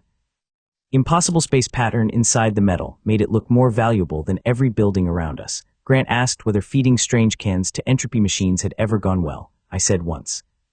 He asked when. I said I would tell him after the second time. I rolled the can across the street. The furnace wolf pounced. Its mouth closed around the can. The can entered the red core chamber. For 1 second, nothing happened. Then the can opened from the inside. It did not contain a void. It contained a workshop. I had recursively folded one collection tower into another, 10 towers inside one tower. 100 inside 10, 1,000 inside 100. The bottomless can held them without increasing its outside size. The furnace wolf had swallowed a seed factory. The first tower unfolded beside its core. Wolf dismantled it. Recovered material entered the furnace. The material crafted 2 towers. The wolf dismantled both. They became 4. 4 became 8. 8 became 16. The furnace's own recovery command increased the number every cycle. Wolf froze, its ribs expanded. Smoke poured from its jaws. Towers pushed out through the smokestacks. Tiny collection arms waved from its ears. The machine tried to eject the can. The can had already dismantled itself into the first cycle. There was nothing to eject. The wolf tried to stop recycling. The internal towers collected the stop command and turned it into another tower. That was the ridiculous beauty of recursive crafting. Normal bomb exploded once. My bomb opened a small business inside the target and expanded until it owned the building. The furnace wolf staggered across the district. Every step dropped a new collection tower. The towers unfolded into rails. The rails connected to the perfect loop. Ownership returned through the stable cycle. Blue light spread up the wolf's legs. The monster bone tuning fork fought back. Gray fields erased the connection. More towers replaced it. The tuning fork erased 1,000 ownership lines. 10,000 appeared. It erased 10,000. 100,000 appeared. The wolf's head split open. A forest of tiny conveyors grew from its skull. Grant said it was the ugliest thing I had ever built. I reminded him about the chair made of rock. He withdrew the statement. The furnace wolf charged the central shelters. It no longer controlled its direction. Its internal towers were moving it like a giant puppet. I redirected the rails. The wolf turned. It ran after the rolling capsule carrying its leader. Leader looked backward through the glass. His expression changed. The capsule rolled faster. The wolf ran faster. Dean asked why a burning mechanical wolf was following his prisoner intake line. I told him the wolf wanted to submit evidence. Dean asked whether the evidence could slow down. I reduced the rail speed by 2%. The capsule entered the northern field. The original conveyor opened. The leader's capsule dropped into Dean's intake room. Furnace wolf reached the edge 1 second later. The entire field opened beneath it. This time, the conveyor was not soft. It was made from scrap star crystal and gravity plates. Wolf fell onto the moving surface. Its legs kicked. The internal towers reversed direction. The exterior conveyor accelerated. The giant machine ran in place just as the centipede had. I connected every tower inside it to the perfect loop. Entropy fell 10%. 5. 1. The monster bone tuning fork cracked. The wolf tried to abandon its own body. The recursive towers immediately reclaimed it. The machine could not escape by discarding parts because every discarded part became another collector. Entropy reached 0. Target recognized as stable controlled product. Absolute recovery available. I dismantled the wolf. The industrial district flashed blue. Furnace metal, monster bone, stolen vehicles, buried cables, and one enormous tuning fork entered the pocket yard. Recovered value 86 million units. Recyclers return applied. Total recovered value 94,600,000 units. The city loop repaired the streets before the dust settled. Warehouses rebuilt. Windows returned. The bakery reappeared with the bread still warm. The loaf that had landed on the leader's control chamber rolled out of a collection slot. Riley caught it. Grant asked whether food recovered from an invasion counted as clean. Riley threw the loaf at him. He teleported. The loaf entered the open conveyor. Dean later found it in the evidence room. The visible turrets turned back on. The orbital rings resumed moving. Reggie's headlights brightened. The core stealing pulse had never touched the real systems because the perfect loop carried no separate artificial cores. The whole city network shared one closed flow. There was nothing individual to steal. Strangers had traveled for days, brought an army, fired first, invaded the city, destroyed a bakery, awakened an entropy furnace, and supplied enough recorded evidence to fill every wall in Dean's intake station. Their first plan lasted 14 seconds. Their backup plan lasted 43 minutes. Most of that time was caused by me wanting to see what the giant tuning fork did. After that, people approaching Grayhaven became much more polite. The city did not become cruel. We welcomed survivors. We sent food and repair machines to smaller shelters. We built roads through dangerous zones, but anyone who attacked found the same rule. Their weapons became materials. Their vehicles became transport. Their threats became recorded evidence, and they became Dean's problem. My class level reached 100. The basic display stopped listing normal recipes. World Workshop generated them from intent. I could look at a ruined building and choose rebuild, relocate, reinforce, miniaturize, or store. I could turn a monster wave into a bridge. I could turn a poison swamp into battery gel. I could turn a collapsed subway into a moving underground fortress, so I did all three before lunch. The world outside Grayhaven remained dangerous. Rifts still opened. Dungeons still formed. World beasts still wandered. The system did not make them stronger because of me. The apocalypse did not focus on one person. There were simply more disasters than safe cities. That gave me more work. Garbage collector had never been a weak class. Everyone had misunderstood the scale. Trash was not bottles and cans. Trash was anything abandoned. Ruined buildings, dead machines, failed dungeons, broken monster cores, destroyed zones. The whole apocalypse was a pile of discarded value.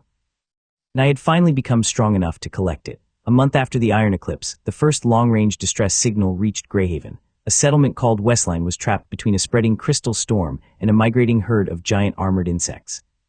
The signal said they had 6 hours. Westline was 200 miles away. Before the apocalypse, that distance required roads, fuel, and time. I had World Workshop. I opened the orbital network. One of the old Iron Eclipse platforms passed above Grayhaven. I dismantled its empty cargo frame. The recovered material became a launch ring. Void chain connected the ring to the northern wall. Reggie drove onto the platform. Riley sat behind the wheel. Grant stood on the roof. Dean remained in the city to manage the network. Bucket wore its saucepan cap beneath a glass flight dome. I joined them carrying the silver pocket yard bin. The launch ring aimed west. Reclamation hearts charged. Grant asked whether this counted as flying. Riley said it counted as being thrown. The ring fired. Reggie crossed 200 miles in 9 minutes. The bus entered Westline sideways. It hit the crystal storm before touching the ground. Black shards scraped across the scrap star body. Reggie opened its separators and began eating weather. Crystal entered the recycling chamber. Clean glass and mana salt entered the pocket yard. The storm behind us became a clear tunnel. We landed on the settlement wall. The defenders stared at the flying bus. Then the insect herd arrived. Thousands of creatures covered the plains. Each one was the size of a truck, with layered shells and burning antennae. The herd had no leader, no clever strategy. Just mass that made my plan easy. I opened the pocket yard. Grayhaven's perfect loop appeared through the silver opening. I pulled out 1 collection tower. Then I used the crystal storm material to craft 10 copies. 10 towers caught the first insects. Dismantle. Shell became composite armor. Muscle became tension fiber. Antennae became heat conductors. Cores became power cells. The towers built 100 towers. The herd struck the line. 100 became 1,000. Every insect that attacked produced more machinery. The collection front spread across the plains. Towers walked forward on 4 alloy legs. Conveyors stretched between them. Drones filled the sky. Reggie raced along the line, cleaning entropy. Grant teleported from shell to shell, redirecting the largest creatures into processing lanes. Bucket fired command nails in perfect rhythm. The defenders never needed to leave the wall. Herd lasted 23 minutes. When the last insect entered the system, Westline had a new outer barrier made from layered composite, enough power cells for years, and a field of construction machines waiting for instructions. The crystal storm continued approaching from the north. I could have dismantled it. Instead, I shaped it. World Workshop spread through the towers. The black storm folded into a glass canopy above the settlement. Mana salt became weather batteries. Dangerous shards became clear panels. The storm that should have buried Westline became a shield that collected sunlight and rift energy. The people on the wall cheered. Grant looked at me. He said we had traveled 200 miles, eaten an insect migration, and turned a deadly storm into a roof before breakfast. I checked the time. It was afternoon. Reggie's internal clock had become nervous and was showing 3 different time zones. We returned to Grayhaven through a void gate. That rescue changed the way the surviving settlement saw us. They stopped asking whether Grayhaven could send fighters. They asked whether we could send recycling seeds. A recycling seed was a small machine containing 1 safe loop, 1 collection drone, and 1 tiny forge alloy builder. Drop it in a ruined area, feed it broken material. It built a tower. The tower built a workshop. The workshop built defenses. The defenses collected monsters. The monsters became roads, power, walls, and more seeds. I launched them across the region, not uncontrolled. I had learned that lesson from the value mites. Every seed used the perfect loop. Every seed had clear limits. Every seed could shut down and return through void chain. No entropy, no hungry money bugs, no dramatic glass moons. Usually, 1 seed built a fountain that told jokes. Riley claimed that was not entropy, it was bad taste. Weeks passed. Safe routes connected the settlements. Orbital platforms tracked world beasts and falling zone debris. Collection stations cleaned poisoned rivers. Flying foundries repaired bridges before convoys arrived. The apocalypse remained dangerous. It simply stopped feeling unbeatable. I thought I had reached the top. SSS rank, level 100, Infinite Reclaimer, World Workshop, Perfect Loop. Then Bucket detected a signal from one of the farthest orbital platforms, not a distress signal, a manufacturing signal. The platform had passed over the Eastern Ocean, far beyond every mapped safe zone. Something beneath the clouds was crafting. The signal repeated every 10 seconds. Create, dismantle, create, dismantle. Value increased each cycle. 110%. I opened the data feed. The platform showed a continent hidden beneath a permanent storm. At the center stood a tower made from stacked cities. Conveyors wrapped around mountains. Rivers flowed upward into floating factories. Autonomous machines moved across the land in numbers too large to count. No people appeared in the image. No monsters either. Only production. The crafting signal matched my original recycler's return pattern. That should have been impossible. I checked my inventory history. Every major material was accounted for. Then I searched the oldest recovery logs. Broken bottle, bent knife, glass beads, monster bone, acid gel. Core fragment, at the bottom one entry flickered. Bottomless can. Status, dismantled. Recovered result, impossible volume. Secondary residue, unknown. I remembered the tiny black hand that can coughed up inside the mall. I had stored it with the void gel. Later, the entropy titan had unfolded the entire junkyard into the city. Most of the titan was recovered. Most. A tiny piece of impossible space could have fallen into the river. River reached the ocean. That did not mean the factory continent was mine. It did not prove anything. It was only a trail, a 10% trail. Riley studied the signal. She said the cycle was unstable. Entropy around the distant tower rose with every loop. At its current rate, the whole continent would eventually produce a mutation larger than the iron eclipse. Grant looked at the orbital image and smiled.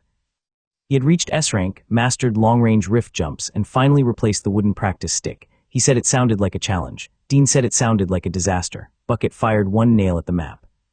Reggie's headlights turned toward the east. I looked over Grayhaven. The city was safe. Sable was contained. The shelters were strong. Westline had its shield. The regional routes were open. The orbital network could handle ordinary falling debris. The story that began with one broken bottle had reached a satisfying point. I could have stopped. Then the distant manufacturing signal changed. A new object left the factory continent. It rose through the storm and entered the sky. The orbital platform focused. The object was a trash can, silver, dented, laughing. It opened its lid toward the camera. Inside, I saw stars that did not match our sky. Then the signal displayed one line. Recovered value available. Riley asked whether I was going to touch it. Grant asked whether we could fight it. Dean asked whether we could think for 5 minutes before doing either. Reggie drove into the launch ring. Bucket secured its saucepan cap. I opened the pocket yard. The perfect loop accelerated beneath Grayhaven. Orbital platforms rotated toward the Eastern Ocean. I smiled. On the first day, everyone laughed because I received garbage collector. They thought I had been given the weakest class in the apocalypse. They were wrong. I had been given permission to take every broken thing in the world and decide what it became next. The sky opened into a void gate. Beyond it waited a storm-covered continent, an impossible factory, and one very familiar laugh. I stepped onto Reggie. The bus launched, and this time I brought more than a trash bag.